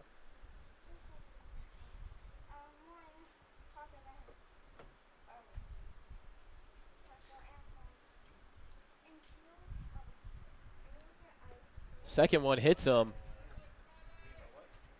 So 2 runners hit in the same inning. As you said, Shane Murphy still trying to settle in his first reps of the summer. Bases are loaded. 1 out. Donis Rodriguez, the 9-hitter, who's 1 for 2 tonight, has a chance to add on to this Cropduster lead. Number 5, Sammy Berman.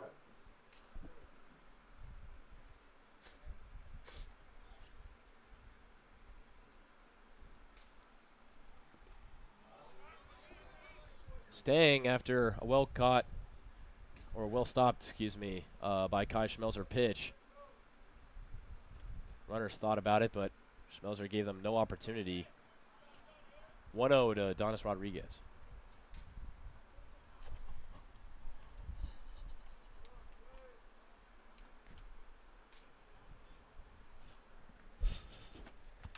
Swung on by Rodriguez. This one just skips past Camacho. Little damage done, though, as Camacho is able to get back to it, but run does score.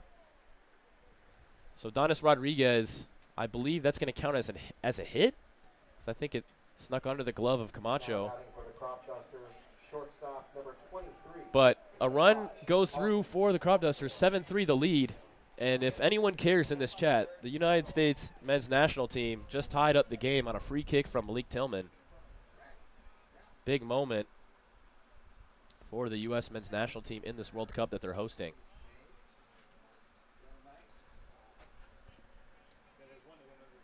It was a free kick that was deflected off a Belgium head. Back to baseball, though. Bases loaded. Still one out. And another batter is hit. This time it's Zakai Hawkins.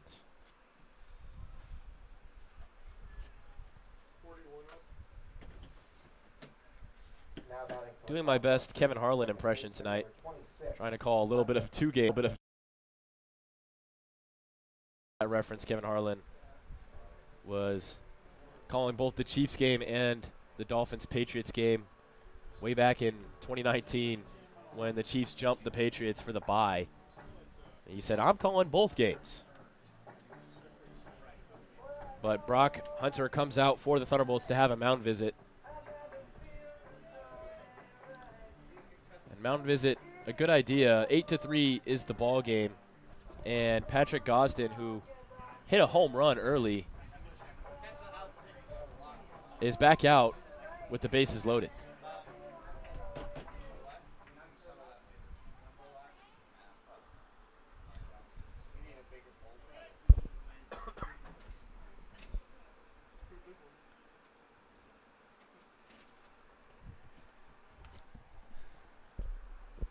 Bases loaded situation.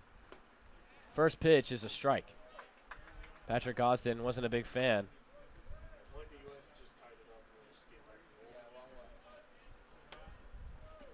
0-1 the count, one out. Bases loaded. And Murphy's going to hit another batter, I believe. No, I guess it didn't hit him. But the Cropdusters run home quickly and add in another run. Third run of the inning. 9-3 the ball game. And as I just said that the U.S. men's national team tied things up against Belgium, Belgium immediately scores a goal off of a really nice header. 2-1 the ball game.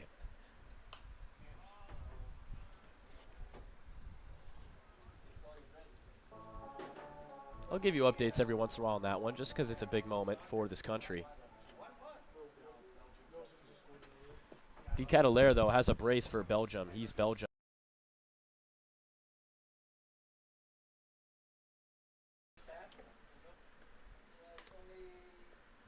Now 2-2 after that ball.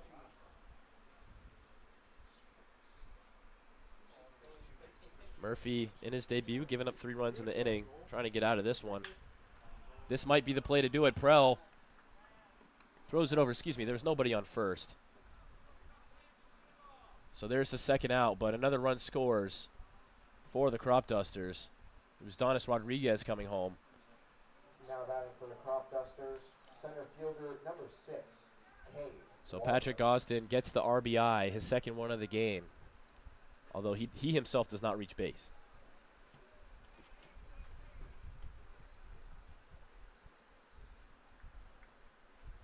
Now up Cade Walter. He's swinging on his first pitch, and he fouls it off.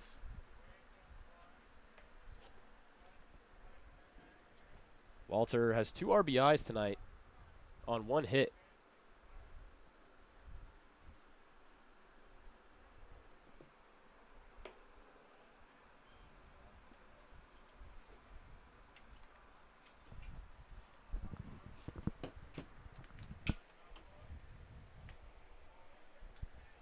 Walter sees this one go outside for ball 2.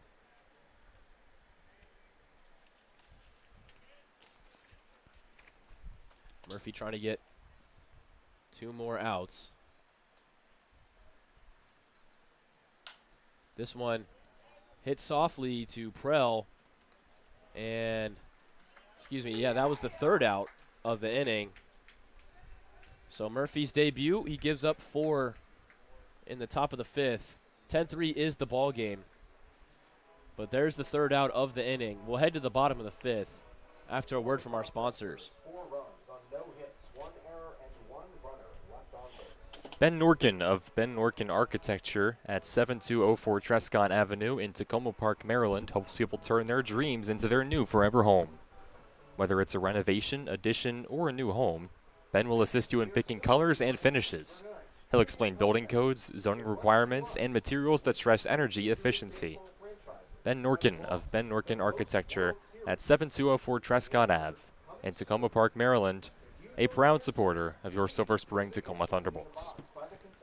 The AFI Silver Theater in downtown Silver Spring presents the best in American and world cinema.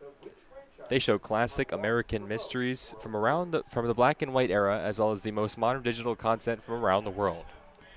The AFI Silver Theater features filmmaker interviews, panel discussions, musical performances, and more.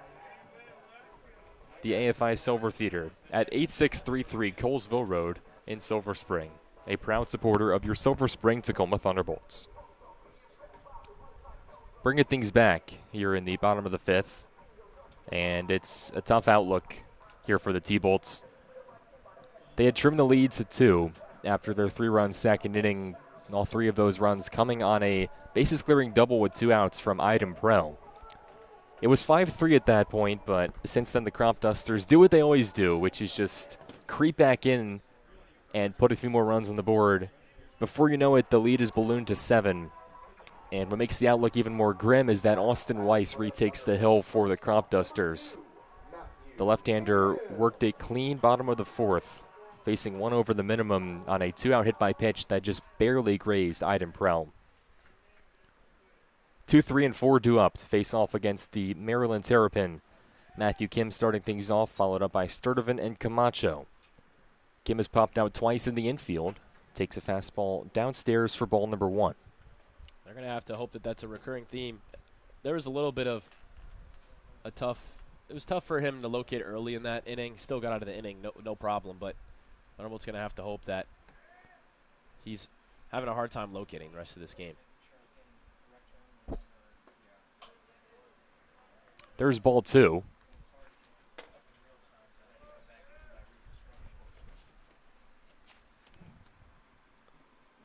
Count 2 balls and no strikes.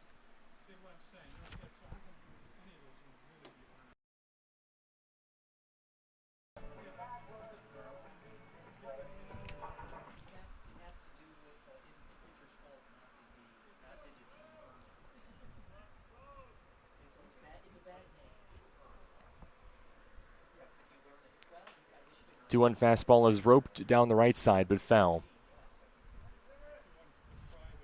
Count evens up at 2 balls and 2 strikes.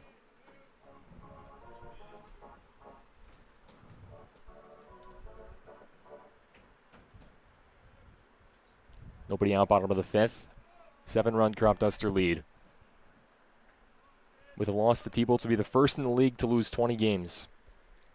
Here's the 2-2 pitch. It's hit backside. Second baseman Gosden over. It's a tough play, but he's going to make it. 1 away in the 5th. Nice play on the right side from Patrick Gosden.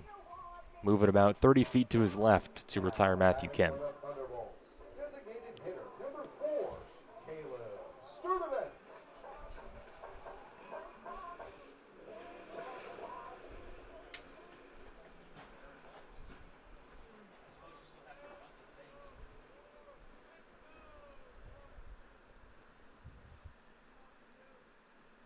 With 1 out, here's Caleb Sturdivant. The DH came in hitting .400 on the season.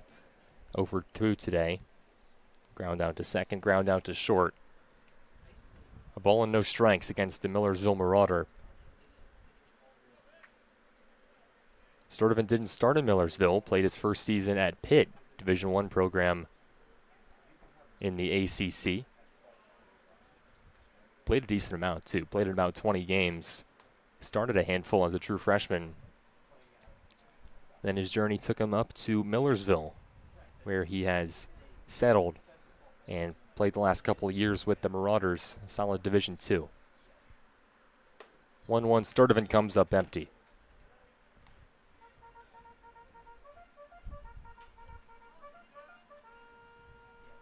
Weiss working quickly and working efficiently. Just his second appearance of the season, both of them against the T-Bolts. This one going a lot better. Gave up 4 hits and a run in his first time out. But this time he's through an inning and a third of scoreless work. Has yet to give up a hit. Has struck out 1. Has Sturdivant in a 2-strike count, 2 balls and 2 strikes. And you were hyping him up as he came in, and the hype is real. You can see the talent just oozing out of him. It's been there tonight. 2-2 slider hooks too far inside. Not exactly sure why he's only made 1 appearance. I'm assuming due to injury. But he's got electric speed on his pitch.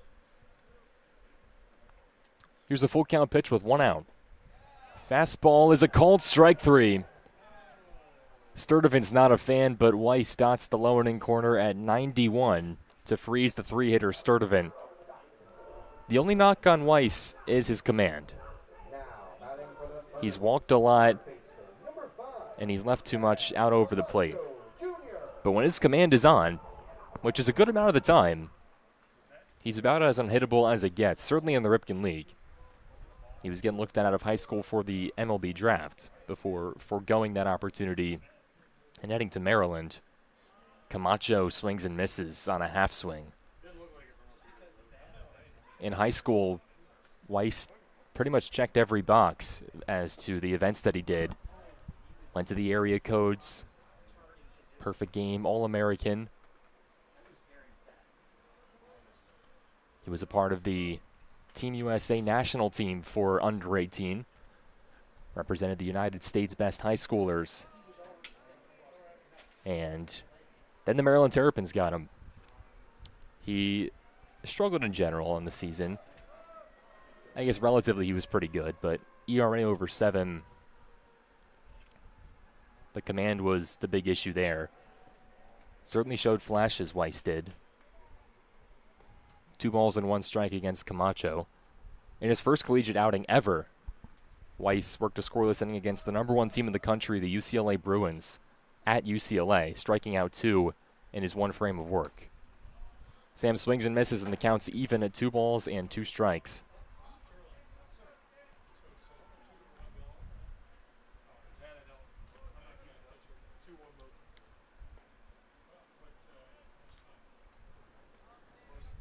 Two outs, bases empty. Weiss can work out of the inning here. His slider is jumped on but hooked foul. Camacho all over that one.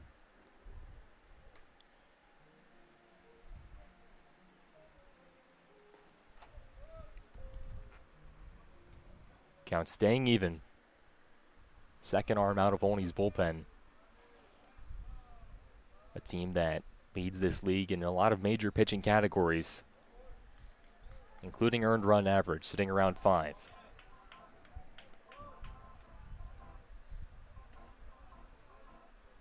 Full count against Camacho. Weiss has only allowed 1 base runner. It was Aiden Prell back in the 4th inning. Sam's got a chance to be the second and maybe get something started here in the 5th. Full count pitch is in the air out towards center field. It's going to hang up for Cade Walter, and the Jacksonville Dolphin gloves it in straight away center field. 3 down in the 5th inning. Still 10-3. T-Bolts were not able to chip back in. And we're going to see the second inning of work from Shane Murphy when we come back. COA. COA Sports in Gaithersburg, Maryland is committed to shaping kids' lives through sports. COA Sports aims to develop each child to their full potential as an athlete and as a person. They also help your student athlete in the classroom, on the playing field, and anywhere in between. Learn more about COA Sports at coasports.org. COA Sports is a proud supporter of your Silver Spring Tacoma Thunderbolts. Parkview Capital. Parkview Capital believes your financial strategy should reflect more than numbers. It should reflect you. As a trusted investment advisory firm, Parkview Capital partners with individuals and families to build and protect wealth. Parkview Capital personalizes strategies rooted in your values and long-term goals. Whether you're growing your portfolio or preserving a legacy, Parkview Capital crafts a clear, customized path to your financial future, one that evolves with you. Parkview Capital, a proud supporter of the Silver Spring Tacoma Thunderbolts. Additional defensive change for the Thunderbolts, now playing first base. Top of the 6th inning. Number 14. Shane Murphy back to the hill, second inning of work out of the T-Bolts bullpen. A defensive change to report. Nolan Kutney now playing first base. Connor Fricke exits. Second defensive change we've seen today. And those aren't very frequent in the Ripken League. Normally you see guys start the game and they'll play the entire 9. Waring jumps on the first pitch and kills it out towards deep center. Pegues was deep though, and he gloves it in the left center gap. First out down and a much better start from Shane Murphy. He walked the first batter he faced in the 5th inning Now batting for the Cropdusters, third base. and then hit 3 more over the course of that frame, allowing his 4 runs. But he sits the first man down, going against 4, 5, and 6. This is the 5-hitter, Ryan Boma, who Murphy will now do battle against.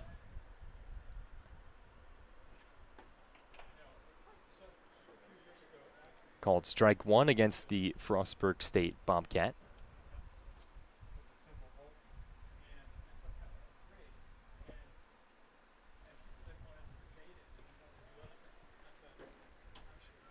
Ball 1 down low, picked up by Kai Schmelzer. Schmelzer, the other defensive change for Brock Hunter in this one. So Kelleher and Fricke, the 2 starters, have now been replaced by Schmelzer and Kutney. A ball and a strike. Pitch is popped up, foul left side. Camacho at third, charging over towards the dugout, but watches it go on the tin roof of Olney's third base encampment. 1 ball and 2 strikes against the 5-hitter. A lot more strikes in this inning from Murphy. Needed 28 pitches to complete the 5th inning. Only put 4 on the board to extend their lead to 7. And now we'll get a mound visit. 1-2 count, and Kai's taking his time to get out there.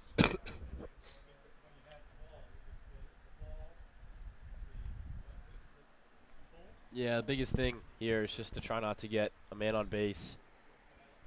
Obviously, that's always the case, but if you can get that second out at least before the possible man on base, you'd much rather that. Thunderbolts just trying to go another inning scoreless. They've only done it once so far tonight, when Michael Presky got a scoreless in the top of the 3rd. The Cropdusters are just so dominant offensively. They lead the league in runs. They lead the league in home runs. It's just so difficult to do. Fastball's taken outside. 2-2 count here in the top of the 6th. 7-run only lead.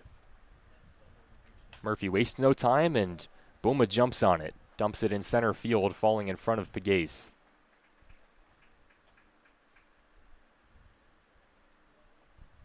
Yeah, it's just every time it seems like the Thunderbolts are adjusting defensively, only throw something new at the Thunderbolts. I mean, that wasn't the greatest bat to ball moment in the game, but it did its job. It fell, stayed up in the air, but it dropped right into center field. First pitch to Ahern hits him. Cade Ahern was plunked in the 5th by Shane Murphy. He is now plunked in the 6th. Runners on first and on second. Now batting for the Cropdusters, right fielder number 16, Ben Ford.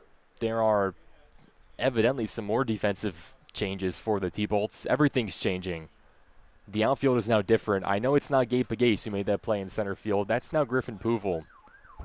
Trying to figure out what has changed and what has stayed the same. I think the change is that Puval moves from right to center, and now it's Marco Polizzi out playing right field. So seemingly Pegues is done now. That's 3 of the T-Bolts' best bats, Fricke, Kelleher, and Pegues, who have all exited. Gabe's reprieve maybe makes a little bit of sense. He's an all-star, one of 2 on this team, and he will play in the all-star game tomorrow night at Povich Field up in Bethesda, representing the T-Bolts as one of 2 selections. So he gets an early exit tonight. maybe just to keep him rested for that. Shane Murphy will end his day after hitting his 4th batter. He'll exit recording just 4 outs, giving up 4 runs. 2 of them were earned. Struck out 1 and walked 1. Leaves to a board, and the new arm in is John McGowan, senior from Trinity College in Texas by way of Walt Whitman High School in Bethesda, Maryland. The 2 newest T-Bolts coming in succession, Murphy the newest and McGowan the 2nd newest. Side-arming right-hander McGowan takes the hill, and a 10-3 ball game here in the top of the 6th inning. A game that feels like it's starting to drag a little bit. The free passes have ramped up over the past 2 innings. McGowan can try to clean things up, though. Yeah, when you have just multiple innings that hit 4 runs each, the game will definitely stretch. And Olney have had a lot of games stretch due to the amount of runs that they've scored this season. A lot of games go a lot longer than the average in this league when you're playing against Olney. And as you said earlier, Peter, I don't know what it is, but the Cropdusters just love this field. They play really well here at Montgomery Blair, especially offensively, but defensively as well. 25-1 in that first game they played and 14-1 in the second. Now playing center field, Griffin Hubel. 3rd game between these 2 here at Blair. First one went 7 innings. This one is in the 6th, and the second one went 8 innings. Doing some very quick mental math. 49 over 21. So 49 is the number of runs that Olney has scored here at Blair in 21 innings. That is 2.3 runs per inning. Wow. That just does not happen at any level of the sport, but it happens here. Ball down low, 1 ball and 1 strike against Ben Ford, the 7-hitter. Right fielder's 0 for 2 with a walk, struck out in the 5th. Yeah, just a credit to what Olney's been able to do this season. 2nd in the North Division, rivaling Bethesda for the top spot. 1-1 is clubbed foul right side.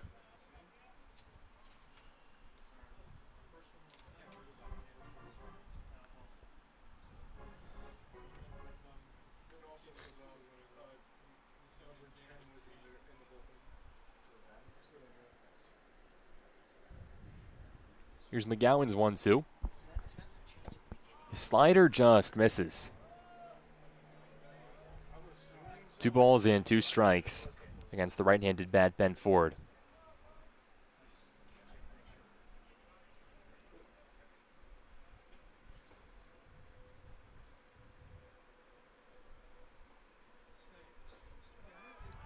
McGowan spins, looks back the runner.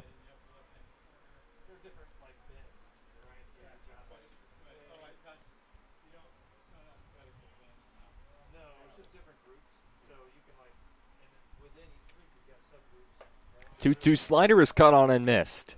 First strikeout for John McGowan. 2 gone in the top of the 6th inning. And McGowan off on the right foot out of the bullpen. There you go.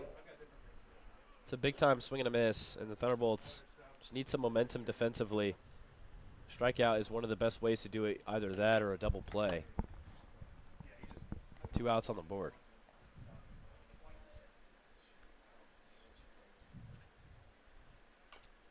First pitch to the catcher, Owen McNeil, is tapped foul.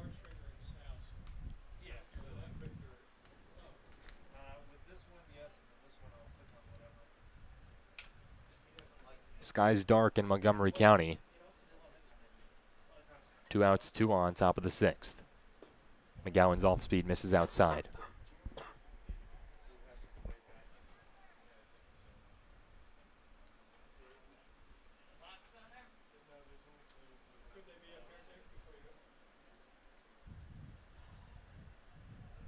One pitch. Slider is hammered by McNeil, but it hooks foul. Owen McNeil was all over that one. way too far in front of the slider. Long strike means McGowan's a strike away.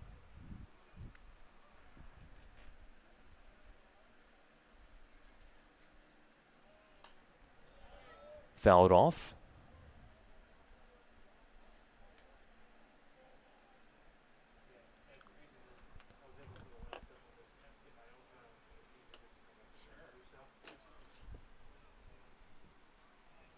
Another 1-2 from John McGowan, trying to escape the sixth. Tapped foul again. Seems like these at-bats just go on forever. Olney is never going to take it easy on you, whether they're striking aggressively or waiting their time and then extending these at-bats with foul balls. 1-2 pitch. Change up outside. 2-2 count for McNeil, who has reached base twice tonight. A single and a hit by pitch for the 148 hitter on the season. There's been one dominant man in the catcher room for Olney, and that's Landon Springmeyer, but he's out of the lineup tonight. Popped straight up on the infield, should end the inning. Shortstop Kim, a long run, now on the right side, and makes the grab towards his normal position of second base. Ends a scoreless sixth inning, although it is a half inning that extended for some time. Well, it's the bottom half. T-Bolts chasing 7 when we come back. Finn Family Group. Dan Metcalf has long been a supporter of the Silver Spring Tacoma Thunderbolts. Well, now he's at a new location. The Finn Family Group are perennial real estate. If you want to find that perfect home in the perfect community, the Finn Family Group is for you. The Finn Family Group believes in community, and they bring that sense of community when working with clients to find homes in the Silver Spring Tacoma Park area. Call them today at 301-450-6999. The Finn Family Group, a proud supporter of the Silver Spring Tacoma Thunderbolts. Athletic House. Athletic House on 18952 Bonanza Way in Gaithersburg is a promotional product distributor making mugs, pens, and t-shirts for advertisers. The Athletic House can supply your company with every possible promotional product from 3,000 suppliers. With so many ad specialties available, Athletic House can help leave a lasting impression with your customers. They will create long-lasting relationships with your clients. Athletic House, a proud supporter of the Silver Spring Tacoma Thunderbolts.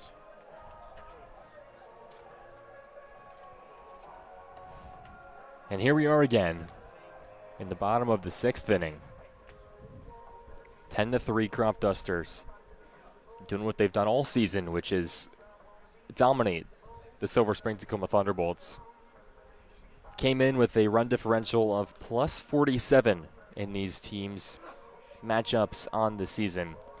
That's over 5 games. And yes, it is plus 47, meaning that Olney has won their matchups against the T-Bolts by an average of 9.2 runs. Well, they're not there yet. They're not there yet. T-Bolts have held them under that average, and it is ballooned by wins of 24 and 13 runs in a couple of their meetings previously. That'll definitely help. 57-10 the run differential was coming in. You can now make it 67-13.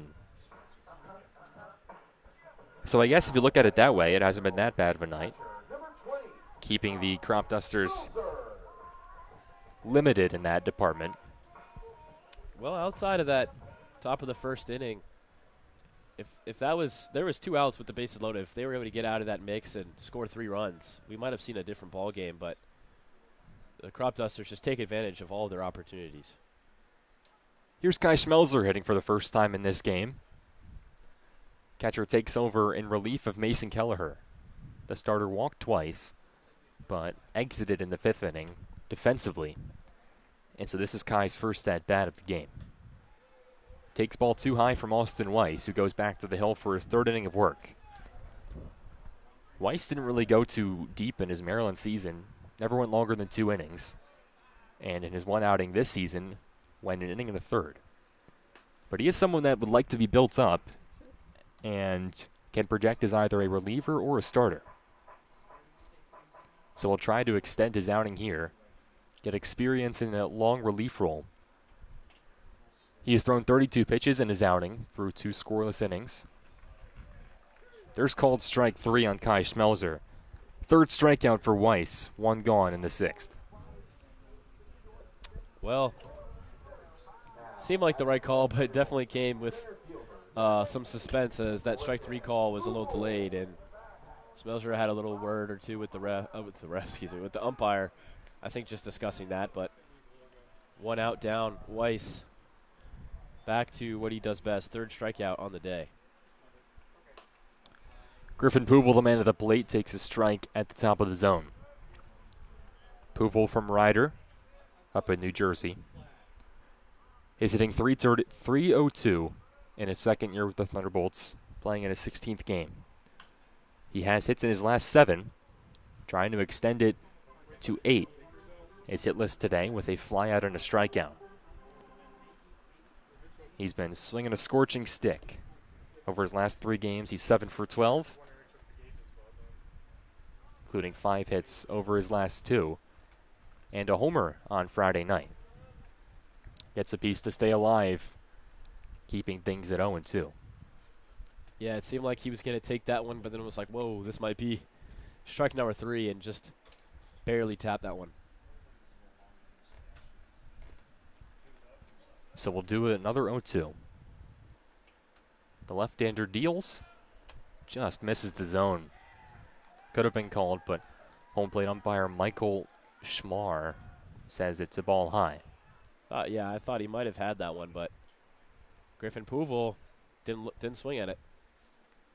Now here's a 1-2, and now Puval does go down on strikes. Back-to-back strikeouts. Weiss has K'd 3 of the last 4. 2 outs in the 6th. Well, he's really everything that we thought he was. Austin Weiss. I mean, when you get 3 runs in 1 inning in the bottom of the 2nd, you think, okay, the starting pitcher is getting taken out, but Weiss has just been on fire.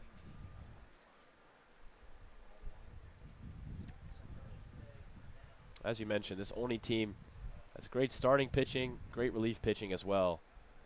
And Weiss has been a great reliever tonight. Everything going his way, really. This is Marco Polizzi coming in for Cameron Baker, or that's where he's hitting in the lineup. So I've got no idea what they did in the outfield.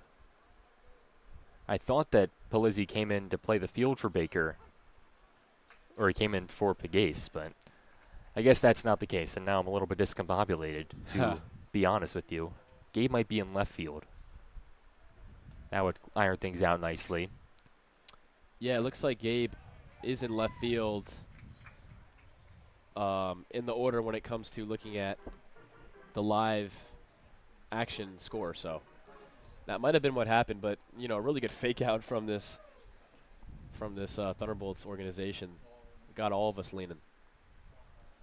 Here's a 2-2 pitch. Polizzi gets a hold of it out towards left field.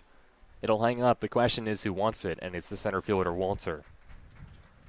3 scoreless out of the bullpen for Austin Weiss, as advertised for the Maryland sophomore. Top of the 7th upcoming, McGowan back out after these words from our sponsors. Radial Tire Company. The Radial Tire Company on 9101 Brookville Road in Silver Spring specializes in balancing, repair, and installation of your car's tires. The Radial Tire Company has experienced technicians with a commitment to quality service, advanced equipment for balancing and installation, and a comprehensive repair options. Radial Tire Company on 9101 Brookville Road in Silver Spring, a proud supporter of your Silver Spring Tacoma Thunderbolts. Chuck Levin's Music. Chuck Levin's Washington Music Center at 11151 Veers Mill Road in Wheaton has been serving Washington musicians since 1958. Chuck Levin's is family run and is famous for instrument sales and its repair facilities for guitars, woodwinds, brass, strings, and electronics. Open Monday through Saturday from 10 to 6. Chuck Levin's Washington Music Center at 11151 Veers Mill Road in Wheaton, a proud supporter of your Silver Spring Tacoma Thunderbolts. Defensive changes for the Thunderbolts. Now in left field, number 36, Joey King. top of the 7th inning. And just to iron things out, the left field is now Joey King in left, Griffin Puval in center, and Marco Polizzi in right. Now batting for the Cropdusters, So King will hit in place of Pagase. Just unnecessarily complicated because Baker was playing left field, so if they just did a straight sub of King for Baker, then they could have kept the positions the same, but I guess that I'm not the manager for a reason. And King will lead off when he comes back up and is now playing left field. McGowan back out of the pen. Drops in a slider for strike one against Donis Rodriguez. 7-run lead, top of the 7th inning. Another game against Olney that has been a struggle. Cropdusters so relentless. 4 in the first, 1 in the second, 1 in the fourth, 4 in the fifth. Have spread out the production, but have kept it 100%. A ball and a strike. Slider lands in.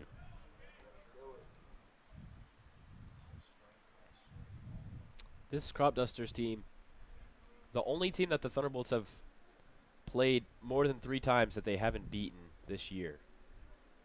They beat the Big Train, they beat the Giants, they beat the Aces, and then every other team, the Grays as well, and then every other team they haven't played more than 3 times.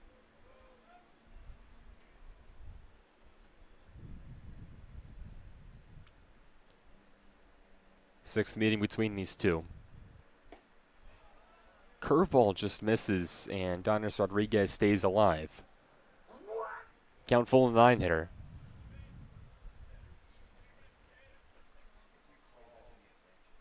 T-Bolts have now played 2 teams 6 total times, the Gaithersburg Giants and the Olney Cropdusters. 4-2 Giants lead that series, and perfect 5-0 for Olney. McGowan's going to help their chances here. Strikes out Donis Rodriguez looking. Freezes the DH. Turning over the lineup for Zakai Hawkins.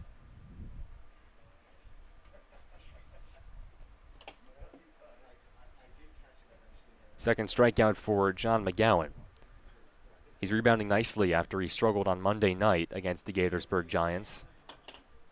That was 7 days ago, Brian. That does not feel like 7 days ago. It really doesn't. But the league's kind of been flying by. It plows on. Count 1-1 against Zakai Hawkins, hitting for the 5th time tonight. He's been hit twice, reached a fielder's choice, and popped out to the shortstop.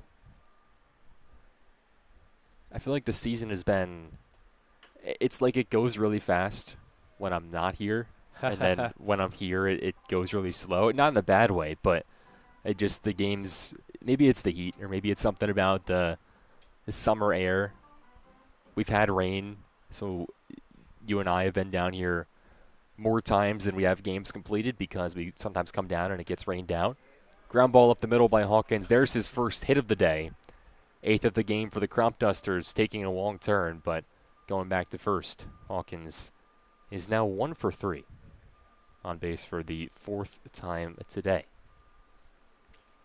Yeah, I think especially, Peter, we've been dealt some interesting moments. I mean, we had a game where it started 45 minutes later than we would have imagined. That game ended 27-13, so we were there for a really long time. Was that the same game? I believe don't really so. remember that. That's crazy. Well, the delay wasn't because of rain or anything. It was because we didn't have umpires. Yeah, that's right. And in that game, we still ended up getting to the curfew. And that one finished, I believe, in the 8th inning. So we've seen it all.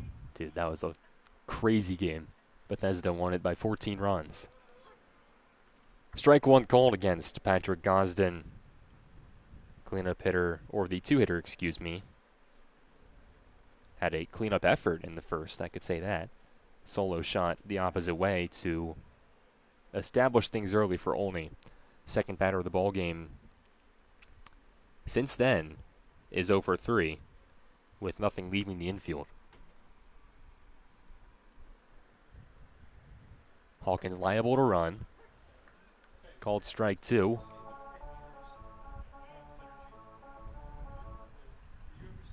1-2. 1 out. Top of the 7th inning.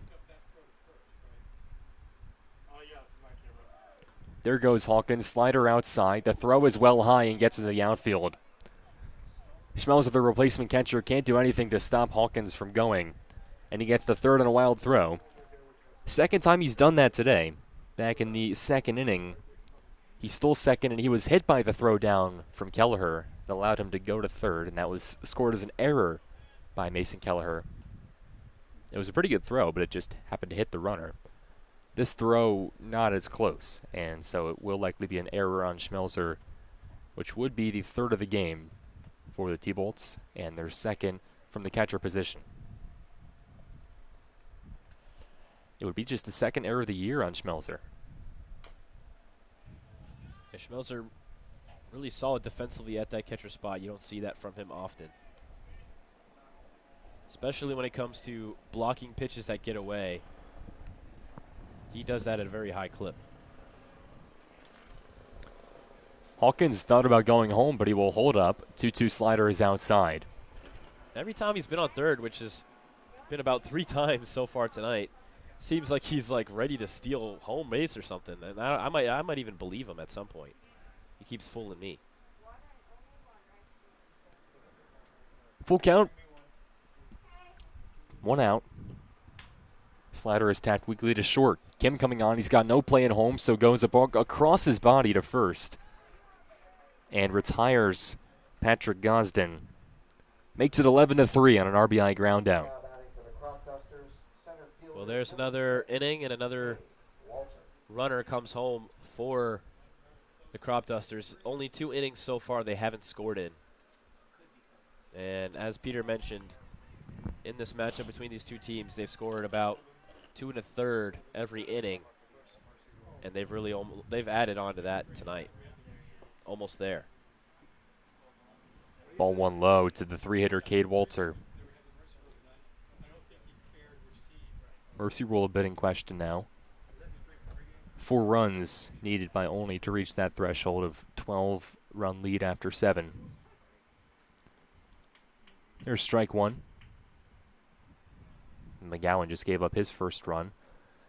It'll likely be unearned because of the throwing error by Schmelzer. 2 balls and 1 strike on the 3-hitter, center fielder from Jacksonville. A single, a couple of ground outs, and a hit by pitch. Only Cropdusters have been hit 6 times tonight. Make it 7. It's like I spoke it into existence. Wow, what timing. Thanks, Peter. Yeah, I guess that's my fault there. Puts a runner on base with 2 outs. Somebody check this guy. There might be some psychic traits here. You think they've got like? Oh, they were saying the Cropdusters. Now I guess you could check me. I was wondering if they have like magnets inside their jerseys. Maybe some tampering going on. That'd be pretty low. There's another pitch inside. A ball and no strikes. I can get pretty opinionated on the magnet theory because I think it's highly unlikely that that's what they did. If they did do that, that is disgusting and an abomination to the game of baseball. 2-0 count against Maximus Waring. Couple of hits, fielder's choice, and a flyout for the cleanup hitter. True freshman, the only one in this lineup that hasn't gotten the taste of college ball just yet. But he's been one of their best hitters. 344 average in just his 11th game. He looks the part, and not only does he look the part, but he acts on it as well. He just looks like a really good hitter. And the result is he is a good hitter. He puts it into play a lot of times than not. There goes Walter, pitches a ball, throw down is good, but Walter's safe. 10th stolen base for Cade Walter this season, first of the night. 3-1 count.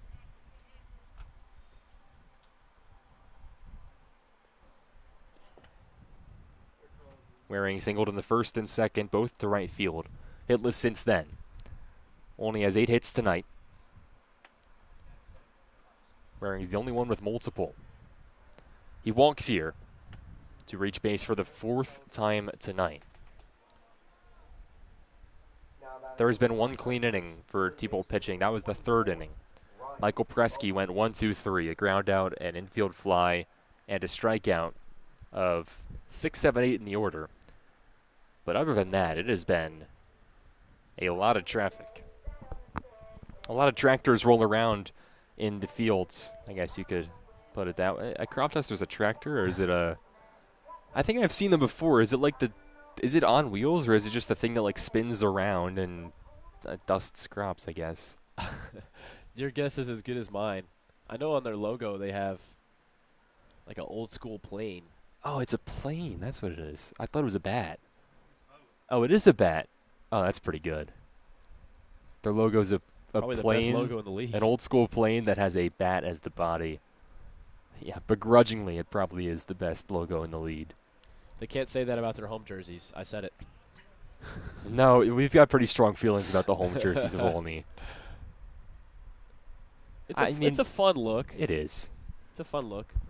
It's executed to perfection with what they were going for. 1-0. Slider is waved on and missed. I wonder if anyone in the Cropdusters locker room, and I'm being very candid when I say this, do you think they put on the uniform and look in the mirror and they're like, man, this looks good? Like, I don't know. Like, are there people that actually, like, I don't know. I feel like it would be, the novelty would wear off sooner rather than later. 1-1 curveball lands in beautifully. I like these more. They're road uniforms. Yeah, for sure. They almost look like the Pittsburgh Pirates uniforms. They do. Black and yellow. It's like if the Pirates did City Connects differently. That's what they would look like. 1-2, 2 outs. Gets in the tip in the mid. 3rd strikeout for McGowan. Gives up just 1 in the 7th. And went to the bottom half. 11-3 Cropdusters. We'll be back after these words from our sponsors. And then we will be right back with you. Not going to take a break. We'll be back after these messages. Wild Bill Sports. Wild Bill Sports is all about travel baseball and fun. At Wild Bill Sports, travel baseball is the journey players take to develop skills, increase confidence, and grow with integrity both on and off the field. Wild Bill Sports also promotes community engagement and giving back. Contact Wild Bill Sports at wildbillsports.com. Wild Bill Sports, a proud supporter of your Silver Spring Tacoma Thunderbolts. Fetch Pet Care. Fetch Pet Care at 10111 Colesville Road in Silver Spring is your premier in-home pet care service. Dog walks, cat care, overnight stays, pet sitting, and medication administration. Fetch Pet Care provides services tailored to meet your pet's individual needs. Fetch Pet Care at 10111 Colesville Road in Silver Spring, a proud supporter of your Silver Spring Tacoma Thunderbolts. Bottom of the 7th here at Blair. New pitcher in, thankfully. Austin Weiss was dominant out of the bullpen, turning in 3 scoreless innings where he faced just 1 over the minimum. His final line, 3 innings of work, 4 strikeouts. He didn't walk any. He hit 1 batter, didn't give up any hits, and didn't give up any runs. New arm in, Matthew Russell, sophomore out of Towson.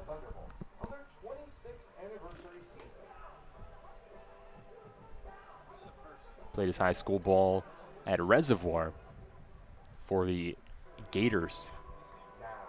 Basically straight north of here. Russell from Fulton, Maryland. Was a 2-way star at Reservoir. Was joined by his teammate Gavin Mietrich as one of the best duos in the state.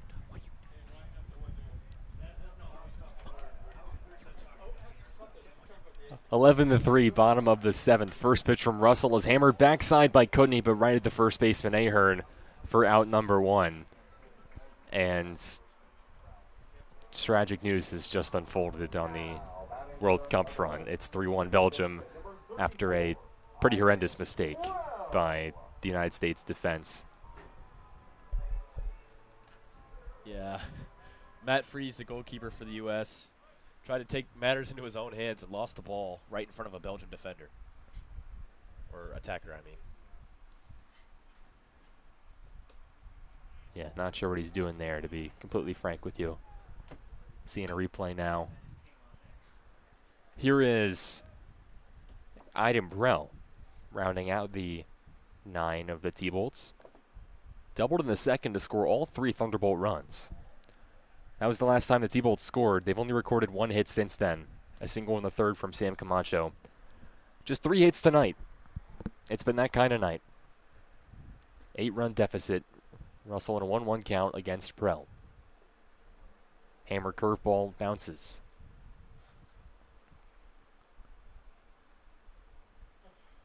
Hans Van Aken scored that goal. I play with him in FIFA. He's on my ultimate team. Nice. Center mid, subbed on. Laced by Aiden Prell, out towards right center. No one's going to catch this one. It's going to get all the way to the wall. Prell chugging for his second extra base knock of the night. He's looking for a third, but the throw-in is good, and he'll dive back into second. 2 doubles for Aiden Prell after coming in with just 1 on the season. His second hit of the night, bringing his season total, almost doubling it. Had 3 hits all year coming into this game, and he's got 2 and 2 chances tonight. On base all 3 times for the 9-hitter.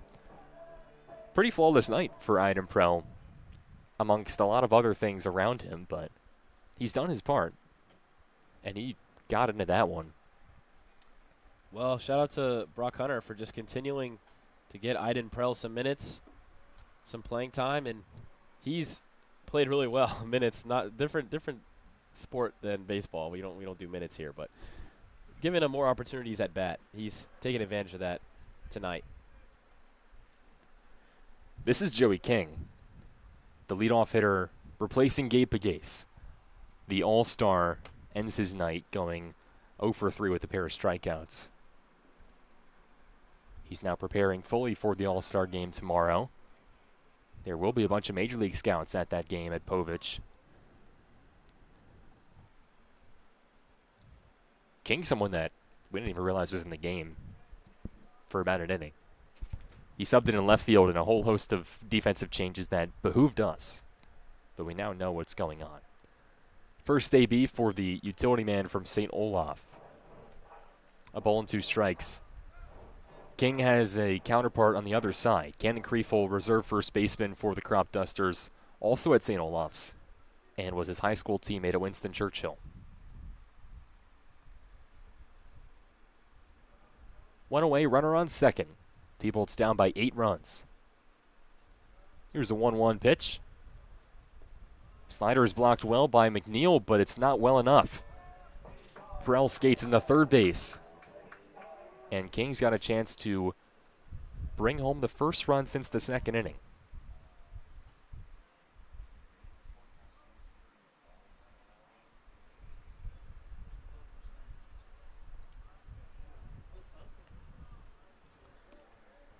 The right-hander Russell dealing a 2-2.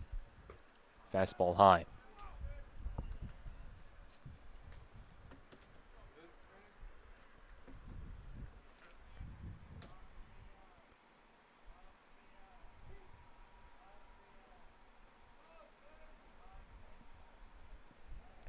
Full count offering.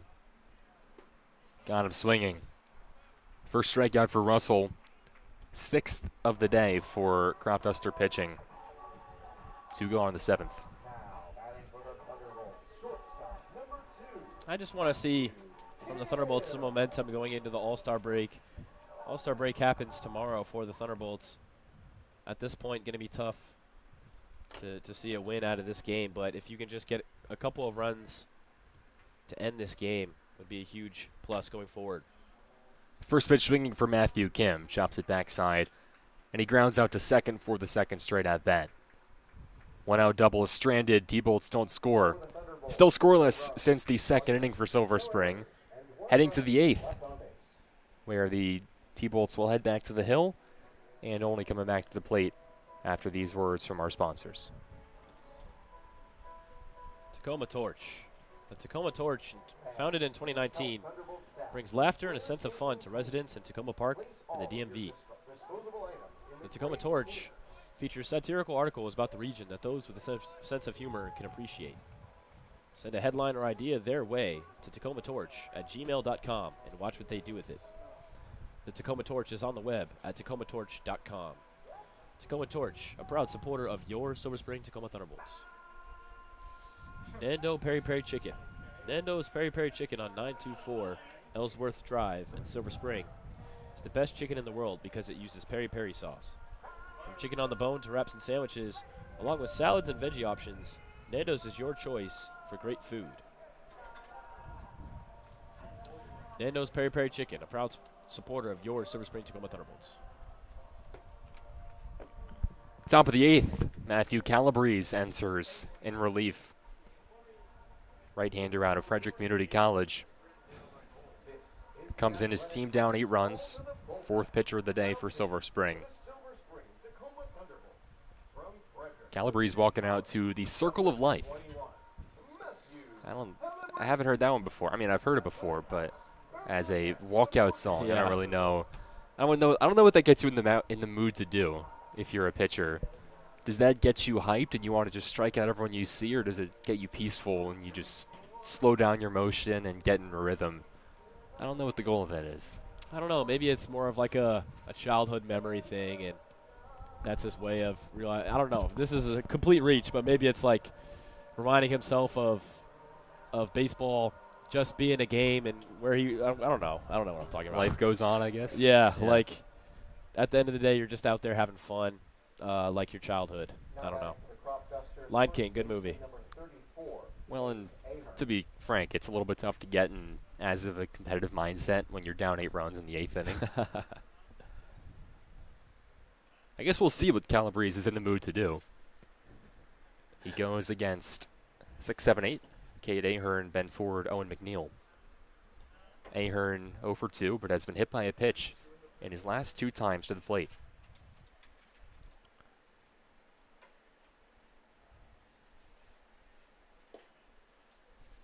That's a ball down low to Ahern. Pitcher walkout song is an interesting shift from the hitting walkout song. Because it's a hitter walkout song, you might pick out a verse or a 10-second snippet that you like. Kutney takes this to the bag himself. It's a 3 unassisted ground out for Cade Ahern. A pitching walkout song, you got to hear a big portion of it. 90 seconds, 2 minutes. I don't know, maybe that factors in the decision a little bit. Michael Presky, who was the second man out of the pen, walked out to Amber by 3:11. Just another chill, kind of wind-down song. Maybe it's just a song that you want to keep you calm. Do you have any ideas for what you would maybe pick if you had a pitching walkout song? Well, I was going to say, that might have convinced me if I was a kid. If they were like, hey, do you want a longer walkout song? I'd be like, yeah, I'm going to pitch. But I don't know. That would be the reason you would do it? Maybe. Just to hear more of your song? Yeah, man. I think I would definitely switch it around a little bit, but maybe Let Down by Radiohead, the climax of that song. It's a great song. I don't know. I could go way deep into the arsenal. Back in high school, I was a manager on our varsity baseball team, and one of my duties was to engineer the walk-up music. So I had a big spreadsheet, and players would give me their songs and their timestamps and just tell me when and where and what situation to play it in. And we were pretty she-she, so we had multiple hitting walkout songs and multiple pitching walkout songs. So if you were hitting, we would alternate 1 and 2, so you would hear both of them a couple times a game. And it's very bougie now that I'm saying this. This one is going to just get foul. Kutney gives a leap, but it goes over the first base fence. A ball and 2 strikes against the 3-hitter, or the 7-hitter, excuse me, Ben Ford. But in that role, I heard so many different genres, varieties of songs. I remember some of the pitching songs that stuck out to me.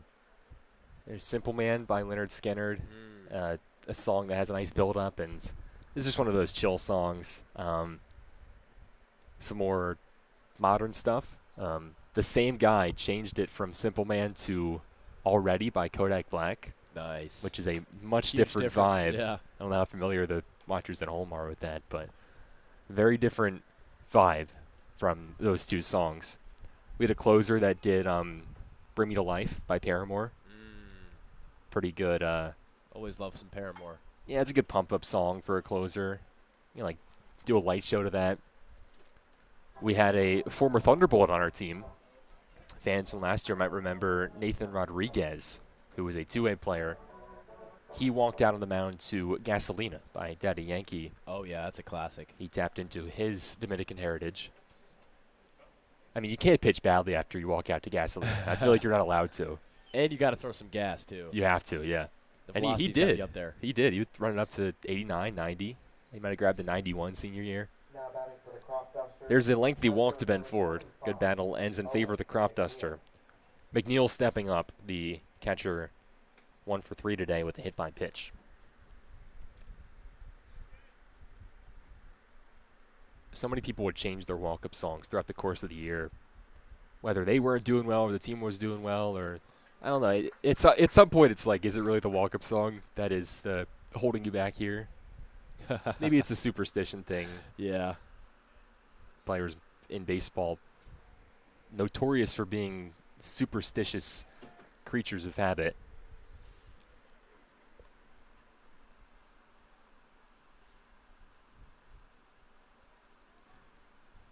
U.S. men's national team about to head into the fourth quarter of their game after the hydration break. Hydration break, yeah. In American terms. Are you a fan of the hydration break? Absolutely not. I'm not either, yeah. But, you know, you got to Americanize it, you know? No, It gives you the advantage. You play 4 quarters instead of 2 halves. I guess, yeah. I mean, it's very clearly just a marketing ploy. Oh, yeah, I'm being sarcastic. It's awful. Yeah, no, I don't know. There's no reason that they can say to justify it. That's not for marketing. I mean, this game's in Seattle, for Pete's sake. It's not like it's sun beating down on the West Coast in a field fully in shade. But I hope the players are hydrating. USA needs 2 goals to try to keep their hopes alive in the tournament. 0-2 catches the zone, and there's a called strike 3. First strikeout for Calabrese. 2 away in the top of the 8th. Now batting for the Cropdusters, designated hitter number 1, Donis Rodriguez. 9-hitter Donis Rodriguez to the plate. Left-handed hitting DH. Back pick is not in time. A couple games ago when we played Olney, I was informed that Rodriguez spent some time in the Milwaukee Brewers system in rookie ball in the Dominican Summer League. Runner goes, throw is well high from Schmelzer. Pitch was a ball, by the way. Kai has struggled to throw out runners this season. He has seen 3 bags stolen against him in this game, so that makes him now 4 for 54 on the year. About a 7% clip for the young catcher from Wooten. He's going to have a lot of time to work on that part of his game. Mm-hmm.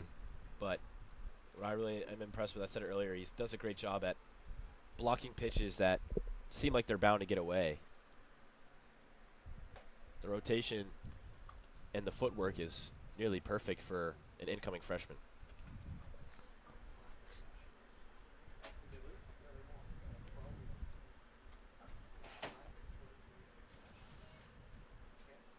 Here's Rodriguez with a 2-0 count. As mentioned, he's former Milwaukee Brewers farmhand. A cool opportunity, first and foremost, to spend time in the Dominican Summer League. One of a multitude of levels in professional baseball. There's the Dominican Summer League. There's complex leagues in Florida and Arizona. And there used to be rookie ball, but now there's just A, high A, double A, and triple A, and then it's the majors. 3-0's outside, ball 4. I mean, this Olney's a pretty good team. Pretty big step down, though, from the Milwaukee Brewers at any level, really. Yeah. Well, you know, sometimes you need that climb to a really high level to evaluate where you are as a player. And for Donis Rodriguez, he knows now the tools that he's going to need to take it to that next level. And a great opportunity in college to get right, and also in the summer league to get some more playing time. Top of the Dusters order for Zakai Hawkins. At the plate for the 6th time tonight in just 8 innings. It's been that kind of night. Runners have been making their way around the base paths. 0-1 from Calabrese. Sliders fouled back. I didn't know you could do that. Go from professional level baseball back to college. Or I don't know. It never occurred to me. I guess it makes sense. There must be like a rule based on it, maybe with age or with how many games you play. I'm not sure of it, though. I guess it's just an eligibility thing at the end of the day. Yeah. I mean, could I not just go play college baseball right now if you got drafted out of high school, for example? You could. Your career's done. You're 30. Could you go play college baseball? I don't know the rules. I bet you could if you're in college basketball. I think yeah. you could do that. Well, we have heard that being a big issue. Fouled off. Count stays 1-2. I saw this on Twitter the other day. I don't know if you saw this. James Najee. Yeah. Yeah, I mean, well, you would have seen this because you're a VCU student. Najee, a draft pick in the first round, played in the G League for a bunch of teams, goes back to college, plays for Baylor, doesn't do that well, to be frank, and then he now transfers to George Mason. So you will see him twice a year play against the VCU Rams. Cudney jumps up but can't make a Superman catch against the chain link fence in front of the T-Bolts bullpen. So the count stays 1-2. I mean, are you happy? I mean, you can't be happy having an NBA player now in your league, but do you think that's cool that an NBA player is going to be competing against you guys and you get to see him? Or do you think it's just like, come on, bro, like figure it out. Like don't come to our league. Definitely the latter. George Mason, not too far away from where I grew up, and I'll probably be in person at that game, potentially calling that one a live broadcast. So you get to hear my opinion now. This one's hammered by Hawkins. King back to the wall, makes a nice, it actually falls. I thought he was able to grab it, but it's going to be 1 run and now 2. Hawkins holding up at second base. 2-run double makes it a 10-run advantage for the Cropdusters. Game is starting to trickle away here. Now batting for the Cropdusters, second baseman number 26. Yeah, not going to mention the Najee stuff if I'm on the air for that one, but I will mention it here that I disapprove. Just one final thing to say, because I just think it's crazy. Yeah, and I say this with complete respect. You were drafted in the NBA and you played in the G League. The A-10 is not a premier basketball conference. Calabrese avoids a balk there and is... Oh, no, he doesn't avoid a balk. Yeah, I was going to say that was too good to be true. But finishing that up, the A-10 is not a good basketball conference relatively to the top level of college baseball. Probably like the first or second best mid-major, I'd Yeah, say. and George Mason's not a top 5 team in that conference, right? Unless I'm wrong. Yeah, they have been. They shared the regular season title. They've got Tony Skinn, right? Is that who they have? Yeah. Tony Skinn's son actually went to my high school. Did he really? A year younger than me. Wow. Oh, rain's coming down here. Wow, it's coming down hard. I mean, it is really coming down. This could be the end, if I'm being honest. Brock Hunter's debating if this was a balk or not. 10-run lead, top of the 8th. Didn't seem like the most necessary thing to argue, but it would get him out of the inning. Yeah, they're probably going to debate whether or not we should keep playing in a minute. It looked very balkish from Calabrese.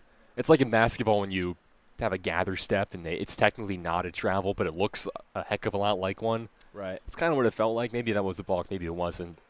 I mean, rain is pouring down now. Looks like we're going to keep playing. I guess so. I mean, this game is more than enough to go in the books. The threshold is 5 innings. And here in the top of the 8th, I don't think anyone would be too upset if this game was called dead. I mean, the players obviously would like to keep getting reps, but doesn't seem to be a comeback in the cards, proverbially. Pitch to Patrick Gosden is a called strike.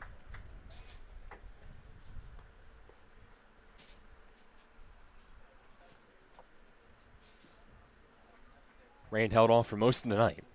Was in the forecast for about 6 hours prior to this, but never actually started falling.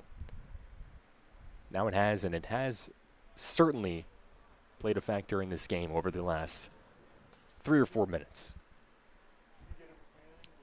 I got to say, I'm not sure what the count is. Scoreboard is a little bit behind. 2 balls and 1 strikes. That's what I am going with here. That's what the online stat viewer's given us. Slider outside makes it 3 balls and 1 strike.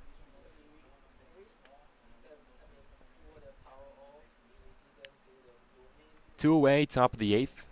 10-run only lead. 2-hitter Gosden is 1 for 5. Solo homer in the first.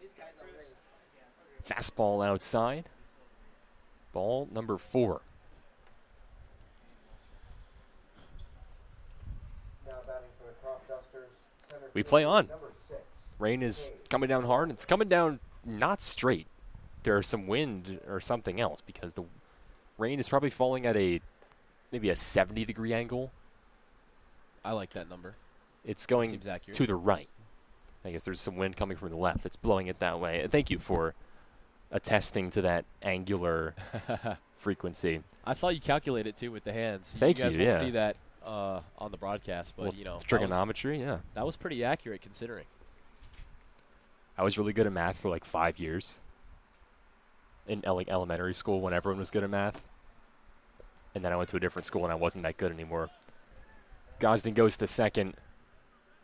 Olney still running. Rain has trickled down a little bit less.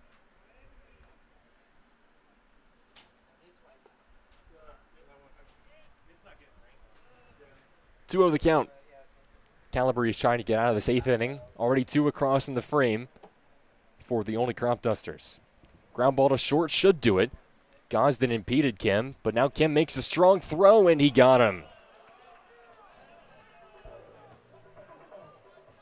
Olney arguing, and maybe they have a case that the throw is a half step behind. But it ends the inning. 13-3 will go to the bottom of the 8th. Maybe. I mean, it is really pouring down rain. We'll see if we keep things going. Calabrese getting a lesson on a balk. I don't know what's happening in this game anymore. It's been chaotic ever since it started raining. I mean, we're still going. Yeah. No, I mean, this is It's more funny than anything else. yeah, this league has been plagued with runs really all season. We had a delay yesterday. Thought we might have had a cancellation coming up tonight, but the rain got postponed to now.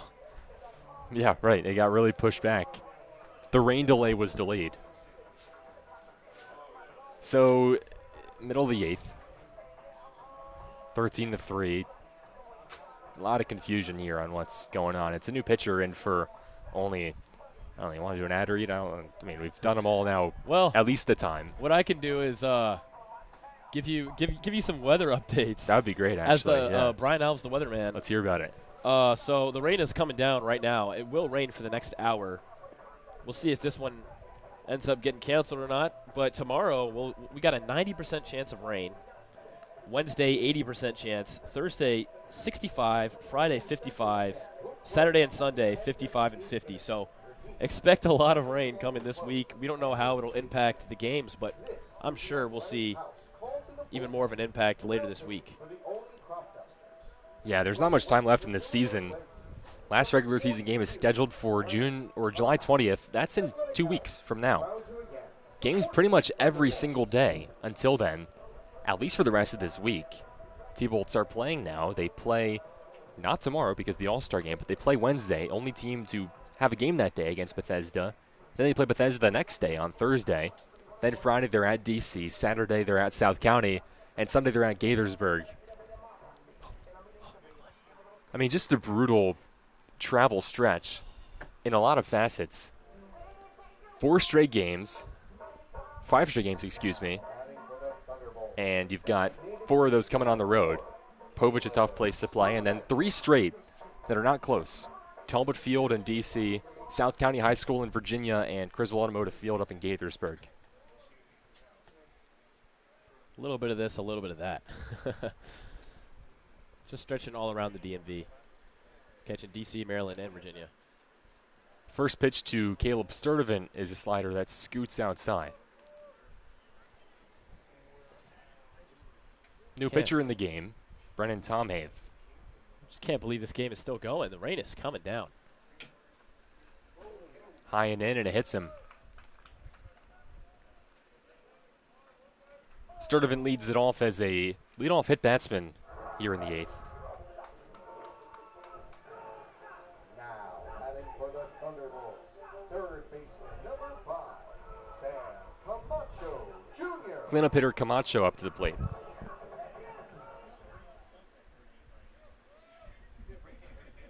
Like I said earlier, you want to get some momentum heading into the All-Star break. This game didn't go the way you wanted, but maybe a home run or maybe a big RBI extra base hit is the way to do it. Ball 1 down low. You know, every loss counts the same no matter what the score is, but you certainly would feel better about yourself if you're able to trickle into the single digits of a deficit instead of double digits. 2-0 count. Brendan Tomhave having trouble with the strike zone. Has thrown 4 straight balls to start off his outing. If anybody else needs some more completely obvious stats, let me know. I got you covered. I appreciate it, as always. Make it 5 straight balls. Tell me you'd rather lose a game in single digits instead of double digits? I mean, that's such a more relevant point, though, in this matchup. 3 games at Olney. Finals of 5-3, 6-4, and 7-1. 3 games here. 25-1, 14-1, and currently 13-3. There's ball 4, 6 straight from Brendan Tomhave. First and second as Camacho reaches for the second time tonight. I mean, pouring rain. Yeah, the rain is angled a little bit differently now. It's starting to come into the booth a little bit. I know. Pray for Peter's phone. Getting on my iPhone. Yeah. In case anyone at home wants to know the situation we're going through, we don't have a camera, so we use our iPhones. This is currently my phone that is making it happen. My computer's running the stream while also showing the United States game. I mean, you can see there's even water on the lens. Look at that. You see that? Yeah. Should I pick it up and, I don't know, I don't want to, like. Maybe we can hold the camera. I don't have, like, a tissue or anything. We could do a little face reveal. There you go. That's my polo. What's up, guys? Face reveal. Wait, I didn't get you. There's Peter Kelly. Oh, it's zoomed out. Why did it zoom out? Hold on. This got all screwy. Okay, that's fine. 0-2 count. Quick face reveal. Bang, there's the There crew. we go. Here we are. Making it happen. Our umpire just took a ball off of his face, and oh my goodness. Probably better that you didn't see that. It's a rain delay, I think. Not sure what's going on here, but players are pulled off the field. We're going to tarp it up. Yeah, it looked like lightning, I think. Could this be it? Is this the dagger? I got to say, in my head, I was thinking, what's really the point? It's a 10-run game in the 8th. They're going to put the tarp on. We're also only 50 minutes away from a curfew. I don't know. Yeah, they just I called don't it. know. That's the game. Did they? Well, he said weather delay. I don't he think said he delay. called it officially. What do we delay it? The game. No, I know. But what's there to delay? There's only one more inning to go. Yeah, I mean, I said this. I don't know if anyone would be that upset if they just. Yeah, surely we're not going to called continue it this off. game on if they can't keep playing, right? If we're not going to schedule this another day. No, it would end. Yeah. Like, because we've reached 5 innings, it's just it goes in as a game in the book. Right. But I guess they're just going to try and finish it tonight or get as deep as they can. What else could we talk about? I mean, we just showed you us. Well, we can give another little update on the U.S. men's national team. Still 3-1 in a game that just hasn't gone the U.S. men's national team's way. Just a crazy performance from Dequette-Allaire, who has a brace. Is he still at Atalanta? I believe so. Is that ball knowledge? He is at Atalanta. Wow, ball knowledge. The Italian team. Taking over for Lookman. Teammates with Yunus Musa, who wasn't on the U.S. men's national team roster this time around. I don't want to talk about that, though. It's depressing. Yeah. USA about to go out at home. Going out sad, too. Their only goal was a lucky free kick that deflected off of the Belgian wall, and then 3 goals for Belgium that have come out a bunch of errors, mainly by goalkeeper Matt Freese. Yeah, this was supposed to be a revenge game back from 2014 when the legendary Tim Howard 16-save performance in the knockout stage. Belgium ended up winning that one. It was 0-0 going into extra time. Belgium got 2, the U.S. got 1. Trivia question. Name 3 scorers in that game. I believe it was De Bruyne, Good. Lukaku. Good. Now, who scored for the U.S.? This is the tricky one. I feel like I can't remember who it was, but someone missed a sitter right before extra time. Yes, that was. But who scored the goal for the U.S.? Was it Dempsey? No. Josie Altidore. No. I might not know. Initials are JG. Oh, man. I should know this. So a shorter player, center mid. Yes. Oh. Appreciate your patience. Unfortunately, due to weather Came off the bench, right? I believe so. I can't remember. It's blanking me. Embarrassing ball knowledge moment. I know De Bruyne scored. I know Lukaku scored. That De Bruyne goal, he just turned around. I will say I only know this player from this one game. Oh, really? Yeah. It's a Julian Green is who we're looking for. Oh, my goodness, yeah. Yeah, not the greatest player. He got a goal against Belgium, He did get a goal. though. Yeah, that's the thing. This U.S. men's national team, so much better 8 years. Well, no, not 8 years. 12 years later, this Belgium team still has that same core and aren't as good. And yet they still, took the U.S. There's confirmation, Peter. If you I mean, we're not going to hem and haw here. Game will be suspended. I don't know the protocol if we'll pick it up at a later date or just end it. It's a full game in the books. Is 5 innings is the threshold, so I don't know if they're actually going to finish this one. I think it might just end where it is. 13-3 is where we're going to leave things. T-Bolts will wrap this up and, with the loss, fall to 7-20. Olney will advance to 18-9. Time of the game will be about 2 hours 50. First pitch 7:03, calling it at 9:53. That's it for us, Brian. Anything final to say? Well, the All-Star break is coming up tomorrow. Shout out once more to our guys and Gabe Pegaise, Christian Dre. Pegaise getting that nod in outfield, and Christian Dre at pitcher. Just an amazing season by those two. Jonah Acosta was another guy that had a great season. Wasn't able to make that team, but good luck to those guys tomorrow. Should be a fun All-Star game, and we'll get a quick one-game break before we're back in action against Bethesda. But you have All-Star games like this to recognize players, so I'm glad those guys got that recognition. There you have it.